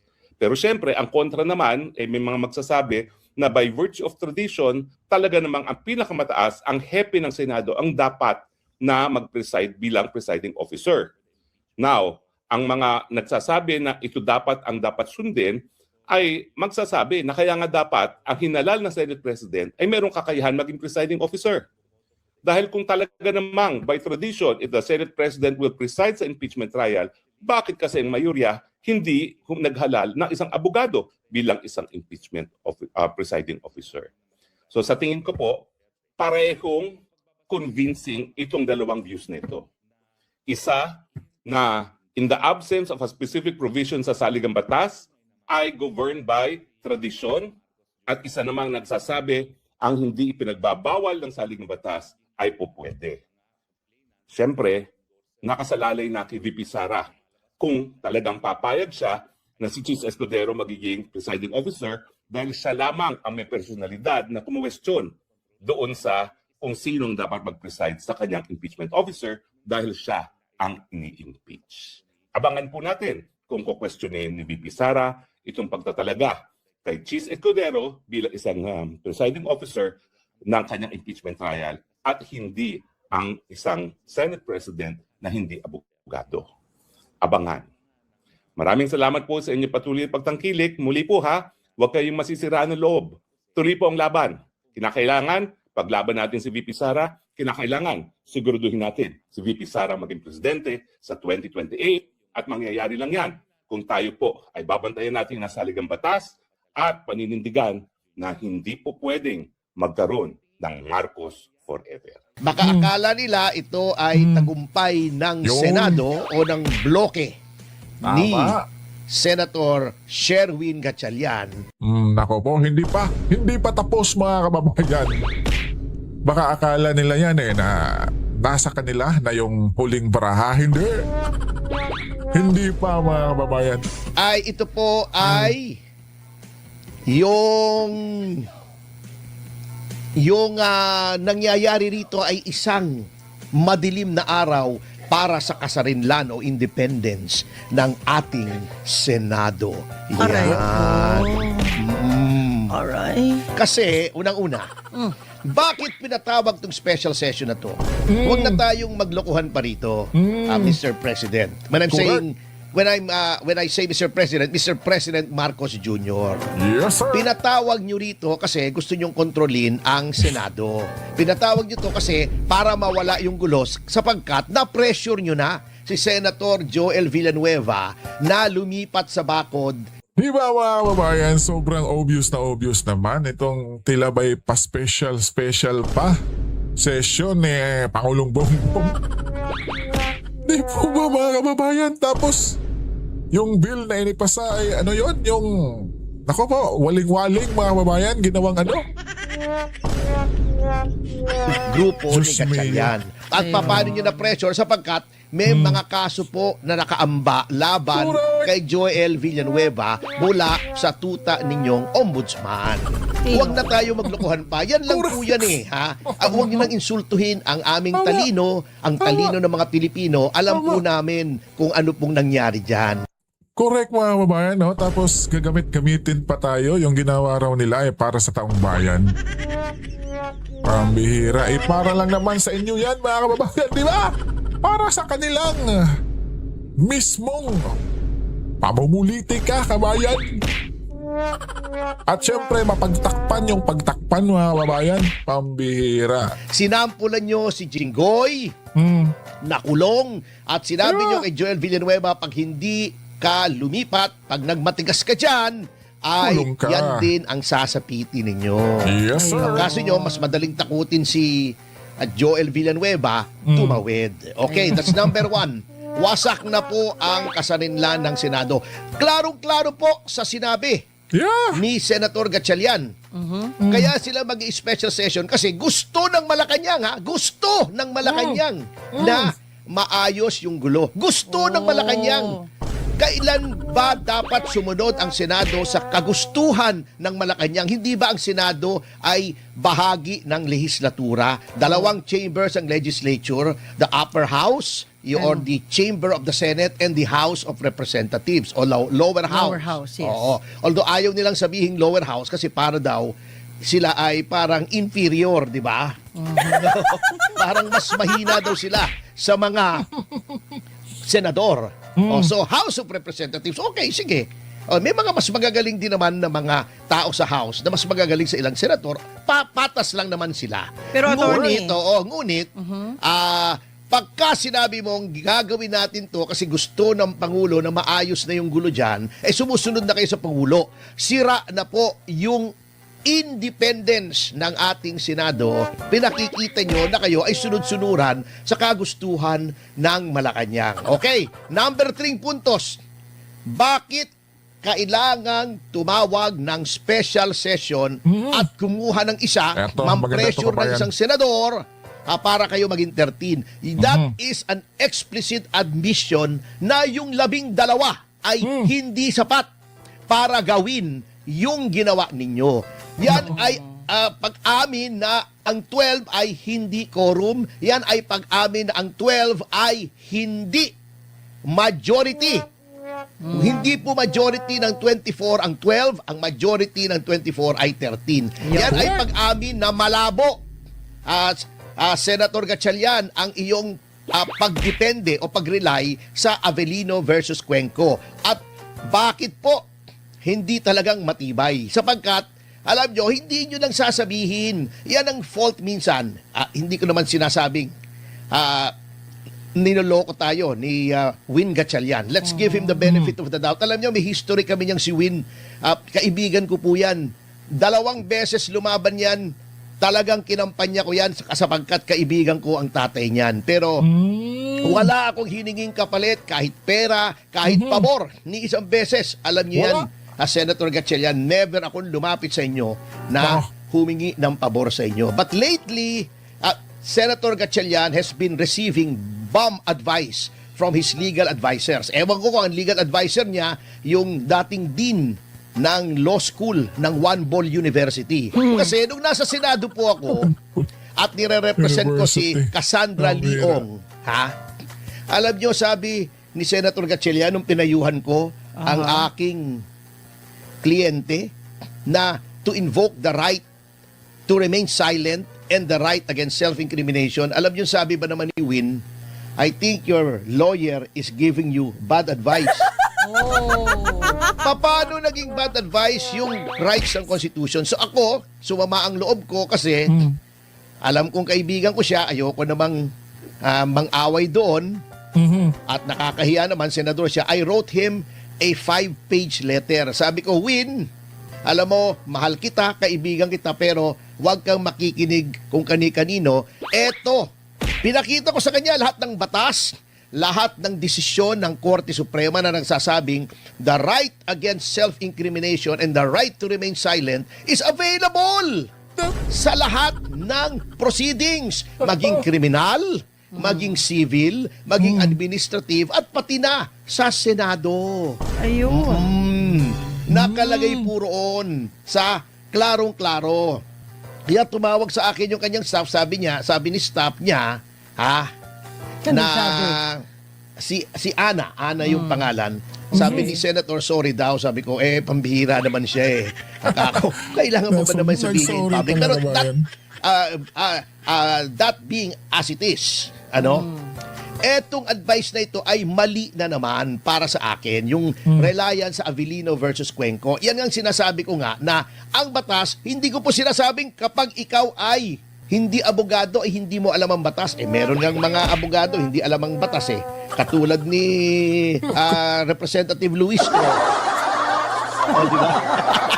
Grabe na yan. Di ba? Kasi napakapangit nga nung mga sinasabi niya tungkol sa batas. Akala ko madilim yung batas. At kaya ko nga, si Representative Sendanya, tabingi ang pangangatuwiran. Oo. Kasi nga, ang batas po, pinag-aaralan po talaga yan. Mahirap. Hindi ko nilalait yung mga hindi abogado. Kasi, we have to admit, parang ako, pagka sinabi, ako nakapag-aral tayo, di ba? Graduate tayo ng law. Pero pag sinabi mo sa akin, pare, drawing ka nga ng plano ng bahay. Malabo. Ba, hindi pwede. Maguguho yung bahay na yun. Parang flood control project yun, no? Di ba? Oo naman. Kasi, hindi ko kaya. Bagamat nakapag-aral tayo, medyo metalino naman tayo ng konti, hindi natin kaya, hindi natin linya yon. Yung batas, mahirap po yan. Yung Avellino versus Cuenco, very tricky yan. Kasi unang-una, that was decided under the 1935 Constitution na iba yung wordings kung ano yung majority. Number 2, sinabi na mismo ng Korte Suprema doon sa Avellino versus Cuenco na etong kasong to is dependent on the peculiar circumstances of the Senate at the time. Ano yung peculiar circumstances? Yung isa ay nasa abroad. Therefore, beyond the reach of the compulsory processes of the Senate. Number 2, yun pong Avellino versus Cuenco, nag-umpisa po yun ay may quorum. And then later on, nawalan ng quorum. Okay. Ito po, nag-umpisa, wala ng quorum yung ginawa ni Gatchalian. Okay. Okay, number 3, doon po sa Avellino, tinry muna nilang makakuha ng quorum. How? By trying to arrest yung mga absent members. Kasi may kapangyarihan po ang Senate President na gawin yun. Dito wala silang ginawang ganon. Marami pong pagkakaiba noon. Eto, walang nasa abroad, walang quorum at the start, hindi katulad ng Avellino, at hindi po tinry na gamitin yung compulsory process para magkaroon ng quorum. Ibang-iba po yung Avellino. Kaya yan po ang dapat pinag-aaralan. Kaya nga po, yung sinasabi nila, eto, nagsampa na ng reklamo or petisyon sa Yep. ating Korte Suprema ang grupo ni Alan Peter Cayetano. At Yan. Totoo ang yan, akin kabayan. pong opinion dyan ay bilang isang payak na abogado na small time lang naman ay dapat po desisyonan ng Supreme Court yan. Notwithstanding na maaring maging moot and academic ang issue kasi kung makaka-30 na po sila ngayon Ayun. at 30 na sila ngayon. Bakit? Sapagkat napakahalaga po na i-determine kung yung ginawa nung una, Correct. nung Gatchalian Black, na bigla silang nag-sesyon na 12 lamang sila, bigla nilang dineclare na may quorum at sila ay dineclare nilang vacant ang lahat ng posisyon. Pwera lang daw ang Senate President. Magulo nga po ang kanilang stand eh. Hindi dineclare nilang vacant lahat ng posisyon ng Senado, no? Pero hindi SP nila hindi. sabi nila hindi namin kayang mag-elect ng SP kasi 13 kailangan sa SP. Ayon Yun daw sa lang, konstitusyon. kabayan. Nakalimutan nila na sa sarili nilang rules yung Section 2, Rule 2 Section 1 o Section 2 yata, ay nakalagay doon na sinunod nila yung rule sa konstitusyon sa lahat ng officer. Sinabi nila not only the Senate President but all the officers of the Senate dapat majority of all the Lahat, members kabayan. of the Senate. Okay? O Nako. kaya yung pagiging acting president ay questionable yun. Bakit? Okay, sabihin mo ng valid. Assuming without conceding na valid Nako. yung sinasabi na vacant ang lahat, ang Senate President ay hindi makadischarge ng kanyang function kasi wala siya ron. Di ba? Anong rule sa Senate? Yung rules nila, yung sarili nilang rules na silang gumawa. Yung President pro tempore ang ilalagay. Sinong President pro tempore na elected by 13 members, not 12? Si Loren Ligarda. Naku po mga kababayan, yun pala yung nararapat sana, no? Pambihira. Kasi naman, Attorney Topacio, di ba? Andyan si Vendalo. Sa panig nila, kaya naku po mga kababayan, hawa-hawa na yan. Di ba? Hawa-hawa na yan ganyang, mga kababayan, naku po, pambihira talaga. At sana na may, maglabas na ng yung Korte Suprema sa isinampa ni SP Alan mga kababayan, no? Di ba? At sana naku po, kung pwede lang, naku po, tanggalin yung mga yan. Yung grupo ni Tulpo, Gatchalian. Di ba? Dahil nilabag nila yung batas natin mga kababayan, di ba? Okay. Kung Ngayon, pwede lang. sinasabi nila noon, ito natatawa ako Sabi nila, hindi, kinilala na kami ng Pangulo, yung mga dean ng mga law student, at ng law schools, kinilala kami, yung IBP, kinilala kami, etc. etc. Baliwala po yan. At hindi dahil nagiging ulalo na ang IBP, kundi hindi kahit buong mundo kilalanin ka kung yan ay labag sa konstitusyon ng Pilipinas. Yes. Baliwala yan. Sapagkat ang konstitusyon po ang pinakamataas na batas. Hindi po pwedeng ibahin ang sinasabi sa konstitusyon kahit tayo ay mag-survey o kilalanin ka ng kahit sino dyan, yun pa rin ang nakalagay sa konstitusyon dahil yan ay konstitusyon. Hindi pwedeng baguhin. Pwede ba naman baguhin ng IBP ang konstitusyon? Pwede ba naman baguhin ng mga law deans ang konstitusyon? Hindi po. Kung anong nakalagay dyan ay nariyan na. Ayun. Kaya nararapat lamang po na dalhin na yan sa Korte Suprema upang malaban kung ano po ang talagang kailangan para sa quorum. Yan ba ay 12 o 13? Yan ba ay base sa 24? Lagi o iba? Importante po kahit maging moot and academic. Bakit? Sapagkat meron pong doktrina sa ating batas, sa ating mga desisyon ng Korte Suprema. Merong mga question na bagamat moot and academic, ibig sabihin, baliwala na kung mag-decide ka kung sinong legal kasi 30 na sila ngayon, di ba? Oh, yes. Kung anong gawin nila, syempre, may quorum na yan. Tapos na yung usapan. Kasi, meron tinatawag na bagay na capable of repetition but evading review. Ano yung capable of repetition but evading review? Pwedeng maulit. Pwedeng maulit. Tama Yan. ka. Yan kabayan, no? Sa posibleng future pa ng mga senador natin. Diba? Tapos, naku po, susundan ito yung ginawa nila na pwede pala yung 12 na mag-quorum mga kababayan. Pambihira. At kailangang magdesisyon ang Korte Tama. Suprema upang hindi na maulit. Maulit. Para Yun. hindi na makakanta yung Klaro-klaro. black ni Gatchalian na sana'y maulit muli. Di ba mga kababayan? Pambira talaga. Mabuhay Kami ng po, Pangulo. attorney. Mabuhay po, Attorney Topacio mga kababayan. No? Talagang legit to. Legit na abogado to mga kababayan. Di ba? Maliit na tao lang to. Pero, nako po, yung talino nito, lampas tao mga kababayan. Di ba?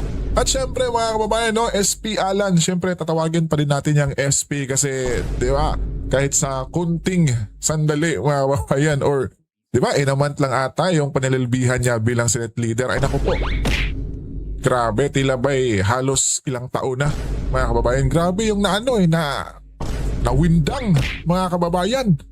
Di ba? Grabe yung natatakot